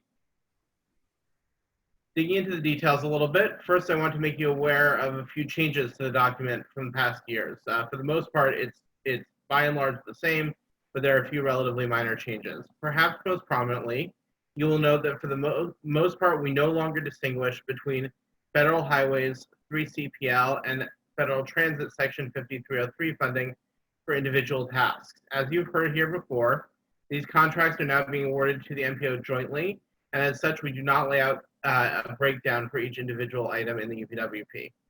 Tasks for which MAPC receives UPWP funding have been reorganized and are now in their own chapter rather than split between two other chapters.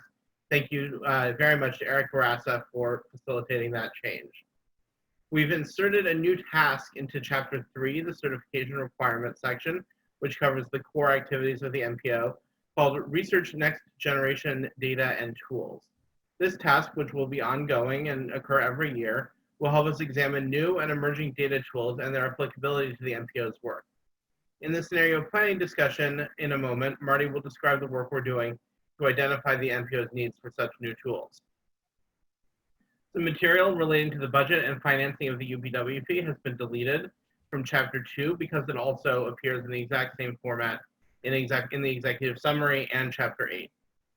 There's a list of acronyms at the beginning of the document instead of a glossary at the end. Some of the appendices have been slightly rearranged to exactly mimic the format in the tip, and there are a few other minor changes to formatting, but not content. For the most part, funding handled through the UPWP process goes to maintain the core MPO activities that you're familiar with, such as producing the certification documents like the LRTP and TIP, enhancing the regional travel demand model, technical assistance to municipalities and RTAs, and support tasks. But each year, the MPO sets aside a certain amount of money for the UPWP's headline items, a list of what we call discrete studies.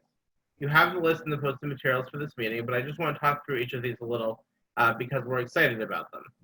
Improving pedestrian variables in the travel demand model will review the state of the practice to estimate demand for pedestrian, cycling, and micromobility travel, sensitive to roadway infrastructure and conditions as well as land use. This research will be used to develop a recommended approach to enhancing the regional model to provide greater insight into non-motorized travel in the region.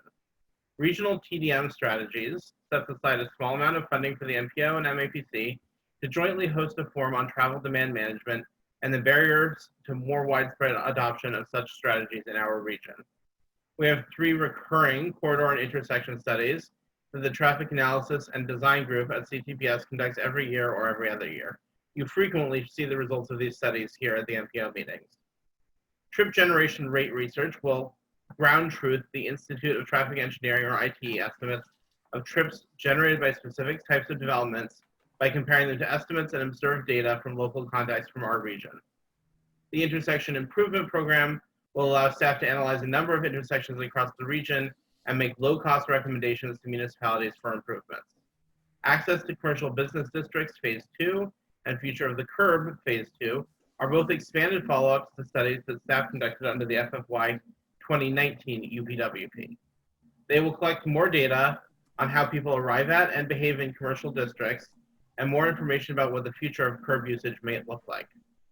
Multimodal resilience and emergency planning funds an update to the data and user interface of the CTPS All Hazards Planning tool, and lays the groundwork for working with municipalities and other stakeholders on important questions of risk analysis down the road. Staff-generated research and technical assistance is a budget line we have every year for the last 5 years and allows staff to take on small projects. Mapping major transportation infrastructure projects in the Boston region allocates a small amount of money to create an interactive online and print map of the development of transportation infrastructure in the Boston region from the early 19th century to the present. We think this will be a very popular product. Informing the big ideas behind the MPO's scenario planning process is the second phase of the MPO scenario planning process. You'll hear more about the first phase and overall process in the scenario planning discussion up next. This phase will focus on engaging stakeholders to define the scenario elements, such as new vehicle technology and climate change, that may be examined through the MPO scenario planning process during the development of the upcoming LRTP.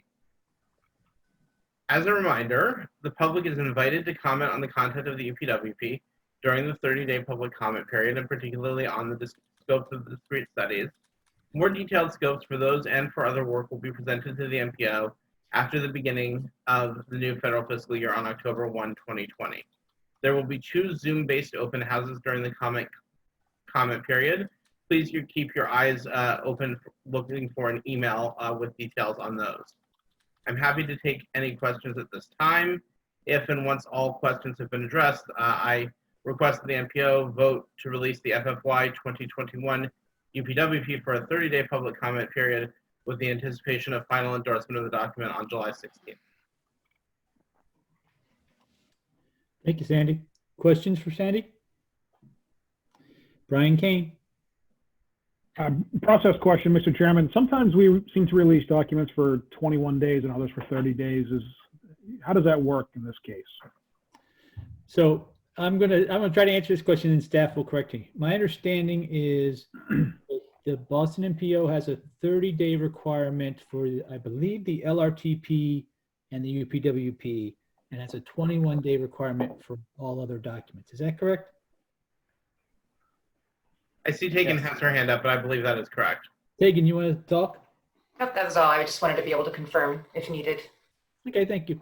So in our public policy, in our public participation program document, those are the timelines that are laid out.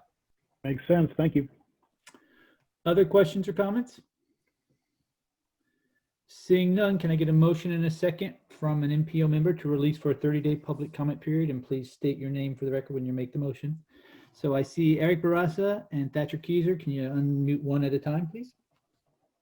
This is Eric Barassa. I'll make the motion to approve the UPWP for 30-day public review. And Thatcher? Thatcher Keyser, and I will second that motion. Thank you. Motion being made and seconded. Please call the roll, Jonathan. David Moeller. Yes. Was made aware John Bouchard has left the meeting. So John Romano. Yes. Samantha Silverberg. Yes. Laura Gilmore. Has she returned? Still not present. Okay. Eric Barassa. Eric Barassa, yes. Brian Kane. Brian Kane, yes. Thank you. Leonard Diggins. Leonard Diggins, yes. Tom Kazis. Kazis, yes. Jim Fitzgerald. Yes. Jay Monty. Yes. David Kozis.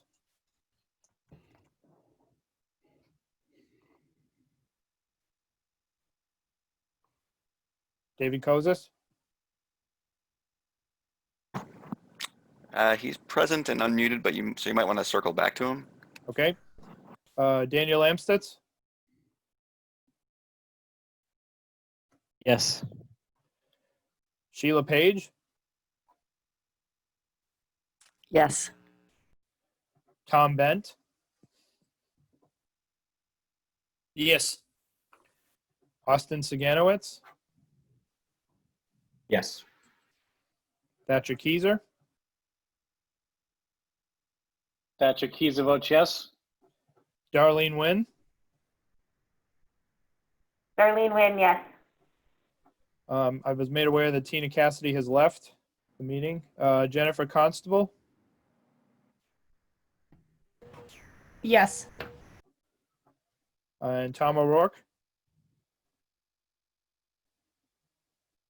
Yes. Okay, has Laura Gilmore returned? She has not, but I can go ahead and unmute David Kozes. Please. Yes, I vote yes. Thank you, David. Motion carries, Mr. Chair. Thank you, Jonathan. Next Thank you. item on the agenda is scenario planning discussion. Marty Milkovich.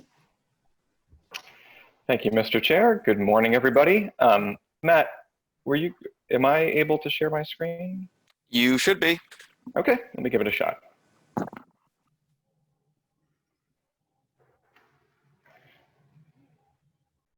And if folks could let me know if you can see some slides. Yeah, we can. Great, okay. So my name is Marty Milkovich. I am the relatively new Associate Director of Regional Modeling and Analysis at CTPS. Before I dive into the scenario planning discussion, I'd like to share a little bit about my background and also how I've seen the transportation modeling practice evolve, especially towards scenario planning. And I also want to highlight some of the recent developments that we can take advantage of to support our efforts now in scenario planning. So most recently, I was a principal consultant at Cambridge Systematics in the Travel Demand Forecasting Group. I specialized in designing, developing, implementing, and running travel demand models. And my interest in scenario planning goes back to when our industry was kind of waking up to and freaking out about autonomous vehicles. While I was working at Cambridge Systematics, I did a project with Florida DOT to incorporate autonomous vehicle sensitivities into their travel demand model. Now, this was a really interesting project because it represented a shift in how we think about our models, our modeling mindset. So the reason for this shift was that traditionally, a model is built. First, you go and you collect observations of travel behavior, you fit those observations with a mathematical model, program that into a computer, run it with a simulation, inputs of land use and networks, and validate those results against a different set of observations, say traffic counts or transit ridership.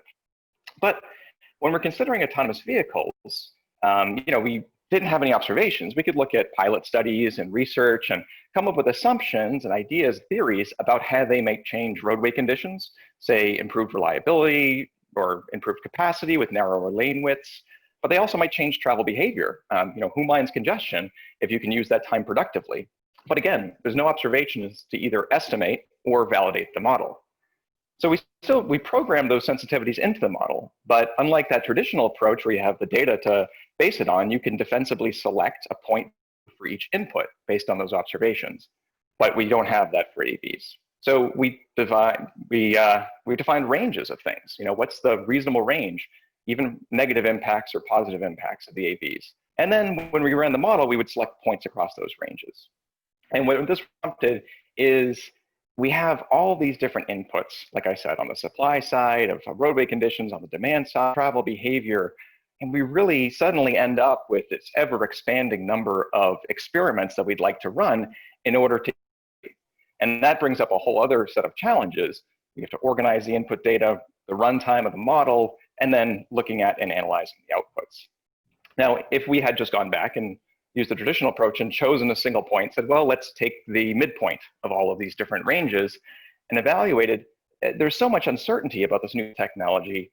I feel like the value of this effort of programming in our assumptions and theories about how it might change, we would have lost a lot of the value there, because the value is not in producing another prediction point relative to our base case.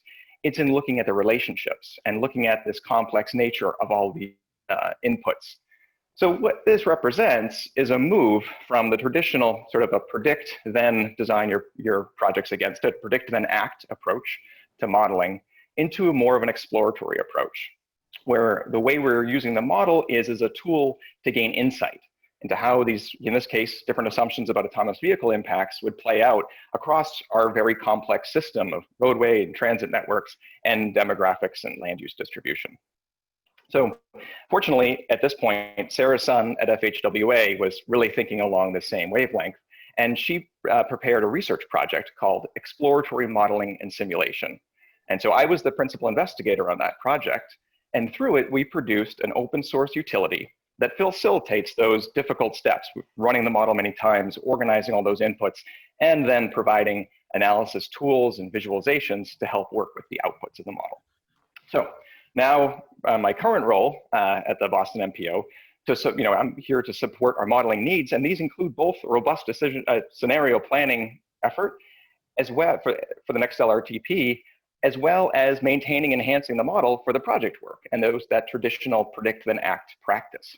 Now, fortunately, these are complementary efforts, and doing the exploratory modeling approach first is actually going to give the decision maker and the analyst a lot more confidence when we then zero in and say we want to be very specific about a scenario and produce a single point prediction result. So I hope that was a useful little backstory there, and now I think we can dive into the presentation. So in this discussion, I'll start by giving a little bit of a background on scenario planning, how it fits into the LRTP process, what are the requirements around it, and then talk about what we're doing right now at CTPS to support scenario planning, and then the products of that current work we're doing around the goals, the activities, and what's coming. So where does scenario planning fit into the long-range transportation plan, the LRTP? It's at the beginning, in a nutshell. So scenario planning at the outset, that's going to feed into revision of the vision, goals, and objectives from previous LRTPs, which then goes through our needs assessment, selection of transportation investments, and finally the adoption of the LRTP. So all this to say, it's great we have the LRTP a few years down the road, but scenario planning is one of the first steps. So why do we do scenario planning? I talked a little bit about my experiences there with autonomous vehicles, changing supply side, demand side in different ways we don't know. We may want to find out, is there a case where what we've selected as projects and policies may not be a good choice? Of course, climate change, sea level rise, storm surge, and how that might affect our network and people's travel choices. There's a lot of uncertainty about that. Micromobility, this until very recently was a hot topic, and how this changes travel behavior and also connections to transit, the last mile. And then just level of congestion and the experience on the roadways. So I made this slide a few months ago, back in March 1st, and I felt pretty good. I covered all the big uncertainty topics. And of course, now we have a new one. I'm kind of making the joke there, but I also want to make the point that a modeler's work is never done. And a scenario planning process is not a one and done process. It's an iterative process throughout. And something that as a practice and an industry, we should be continually looking at, what are the new types of things coming down? Where are our new uncertainties? How can we best test for them? So to give a little context of scenario planning, I've drawn here a very simple, I'm calling the uncertainty space. So two-dimensional space, this square, and let's, to give it some ground it in something, let's say that the horizontal axis, that's our big COVID-19 uncertainty of when people can go back to work, will they still go back to the office, or will people, kind of maintain this more remote work? So let's say the left side of the square is we go back just like we were in February. On the right side of the square, we're essentially working as we are now, where most people, if they can, are working remotely. And then on the y-axis, on the vertical dimension, let's say people have been using bikes a lot more. Bikes are getting sold out. So let's say that's like level of bike usage, where top of the square is where we're at now, bottom of the square is kind of going back to where we were before. So we have this whole range of behavior assumptions or scenarios that we may want to test. And we have a model, and this model is drawn as a triangle because essentially what the model can do is take all the inputs of the base and produce outputs at the top and sort of pick a point in this uncertainty space. So what do we do with this uncertainty space? We want to understand it. The point prediction is essentially you take a best guess. Here, whether it's a best guess or not that's the process, but we're saying, well, we're not going to be working remotely as we are now, but we're not going to go fully back. So let's take that midpoint. Similarly with bike usage, some people are going to like to ride, but when other traffic is happening, they're going to back off. So we could run that point, and then we could evaluate our projects and policies against that point. But obviously, there's a lot of other space here, and what we're acknowledging is that this other space could happen. These are potential future scenarios. And what we want to know is our decision around our package of policies and projects, is it still a good decision even in those other areas? So this is where scenario planning can come in. Essentially, you're going to pick a few other points, a small number, fewer than 10, is you're still doing that kind of full range of analysis as you did in the point prediction, but we're going to try to cover that space a little bit more. So we sort of pick out other points, try to do a little better coverage. And so now we're getting a bit more insight into, okay, if we go to the upper right, we're, people working remotely, using lots of bikes versus lower left, people going back to work, not using bikes as much, and kind of see how our metrics are playing out. Of course, there's still a lot of white space in between here. And that might be okay. If these are really linear relationships of you just go up to the right, metrics go down at this direct rate, great. That's going to be enough information. But what if there is, a little black hole somewhere in between, or at one of the extremes? What I mean by a black hole, some terrible worst case scenario where all of these factors conflate and, it's really calls into question what we're doing. So we'd like to find those black holes, and that's really what is behind the next level of exploratory modeling. So that is where we use our tools to cover the entire uncertainty space. Now, these are still models, these are still tools, these are still based on our assumptions and observations that we fit mathematical models to. But these are decision support tools and help us then understand now the different relationships and degrees of change, and also have a better idea at where are the interesting points to then do a closer analysis. So now coming back to the requirements of scenario planning, that's at that second level. What do we need to do to be able to do a scenario plan? We need to know what are we actually going to analyze. We need to pick those points. And so the picking of the points is not just the selection of the value, but it's also what are the dimensions of uncertainty space. Do we care, is the travel to work the important dimension? Is the bike usage the important dimension? Other dimensions, climate change, autonomous vehicles, and so on. So that selection is going to be part of the process that's going to launch with the next UPWP, the big ideas item that Sandy mentioned. We also have to say, how are we going to analyze these different scenarios, the metrics that are coming out of it, and then actually evaluating the projects and the policies as we do in the LRTP. So the other key question we need to ask ourselves, not just what are we going to test, but how are we going to do the analysis? In order to do a quantitative analysis, we need an analytical tool. And this tool has to have reasonable sensitivities, because we're not just going to be running it for a single point, we're going to be running it across the range. And so that testing and evaluation of those sensitivities is a key part of preparing for a scenario planning process. So that brings me to our current work. So this flow chart is sort of showing all of what we saw as the red square of scenario planning above. So on the far right, the develop and analyze scenarios, that's kind of like, okay, now we're actually doing scenario planning. Everything on the left of the slide is showing the leading up to it. So the middle boxes, this is sort of the next fiscal year. We have the big ideas, UPWP line item, which is where we're going to engage our stakeholders and identify the key interests of scenarios. And also we're going to be updating the tools to be able to evaluate the scenarios and those uncertainty dimensions that have been identified, and incorporate new tools and post-processors as necessary.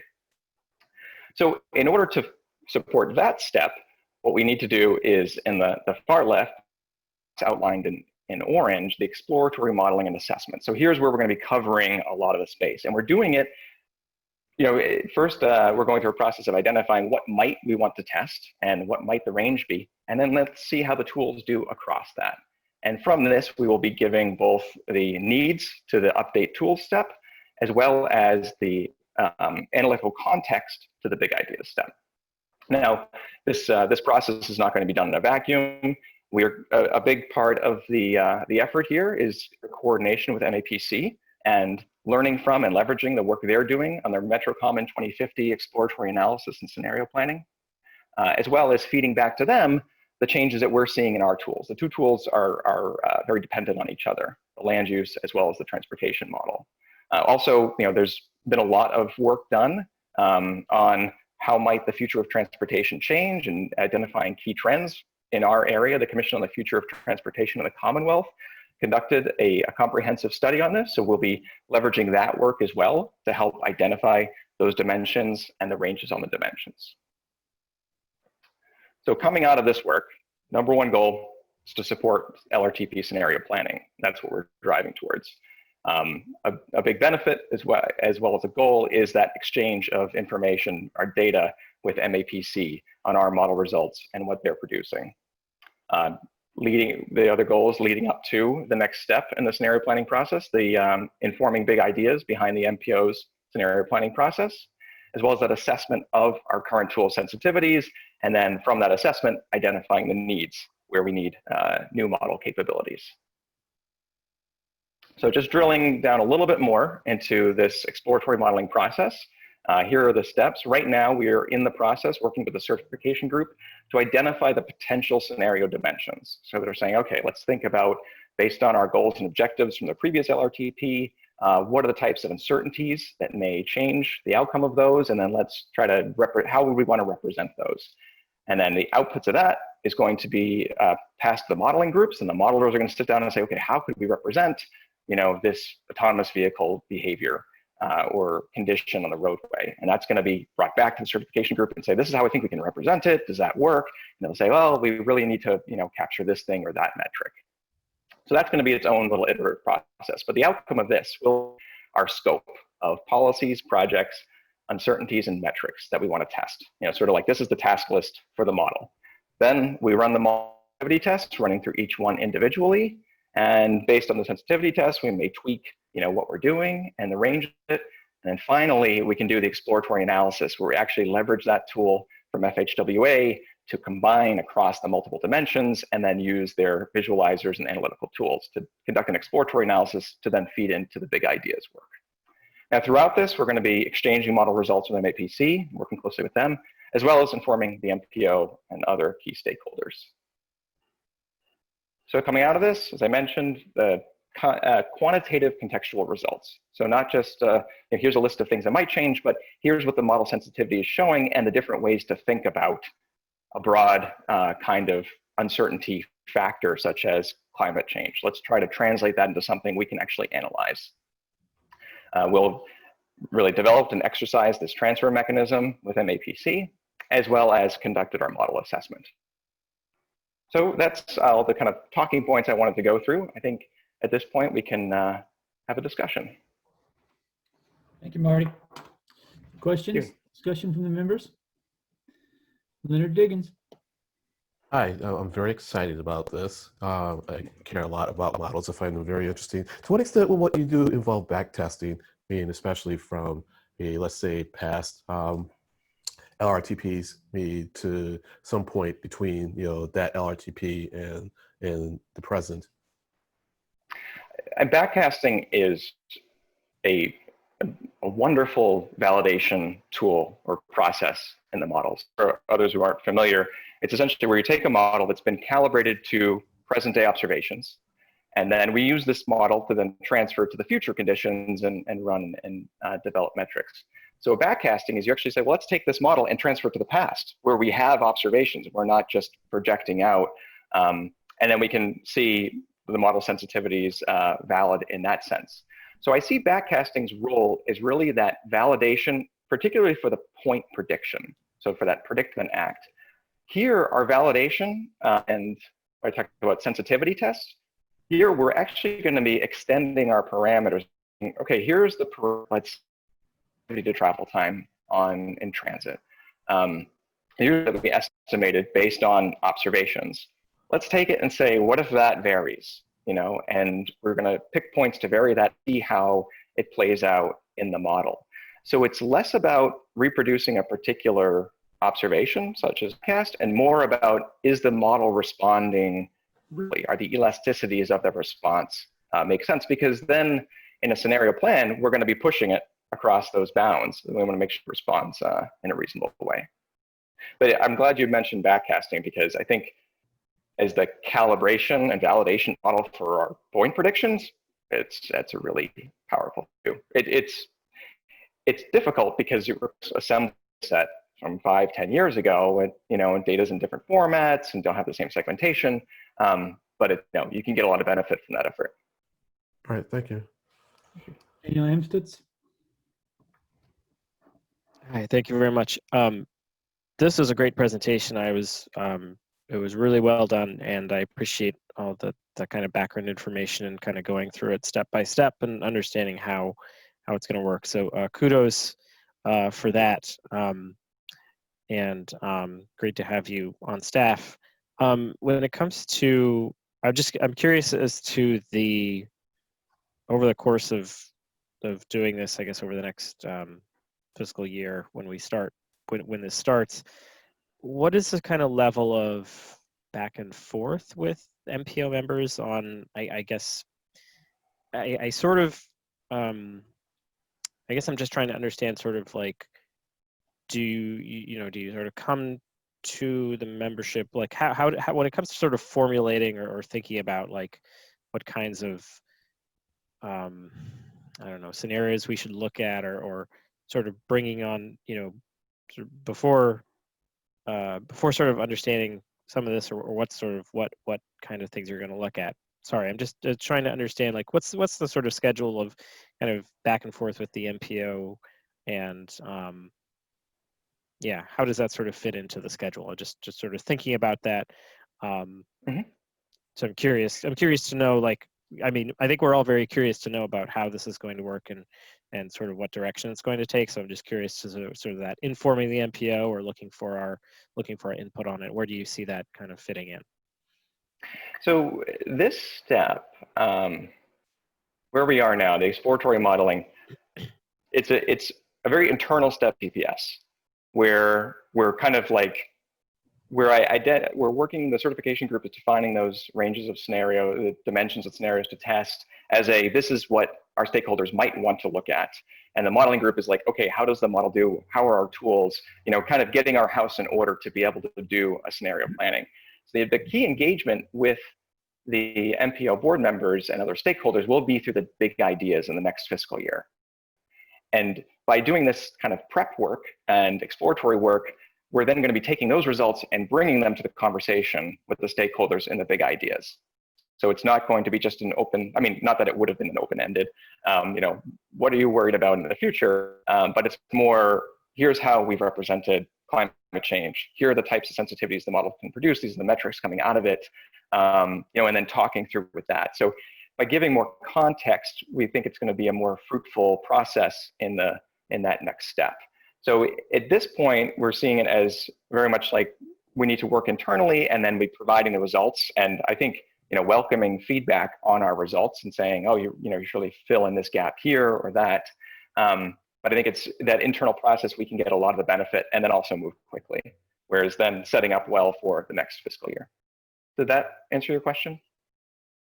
I think so. Yeah, I mean, I'll look forward to talking about this again in a future meeting. Oh yeah, definitely. Other questions from members? Seeing none. Thank you, Marty. Thank you. Yep. What's next on the agenda?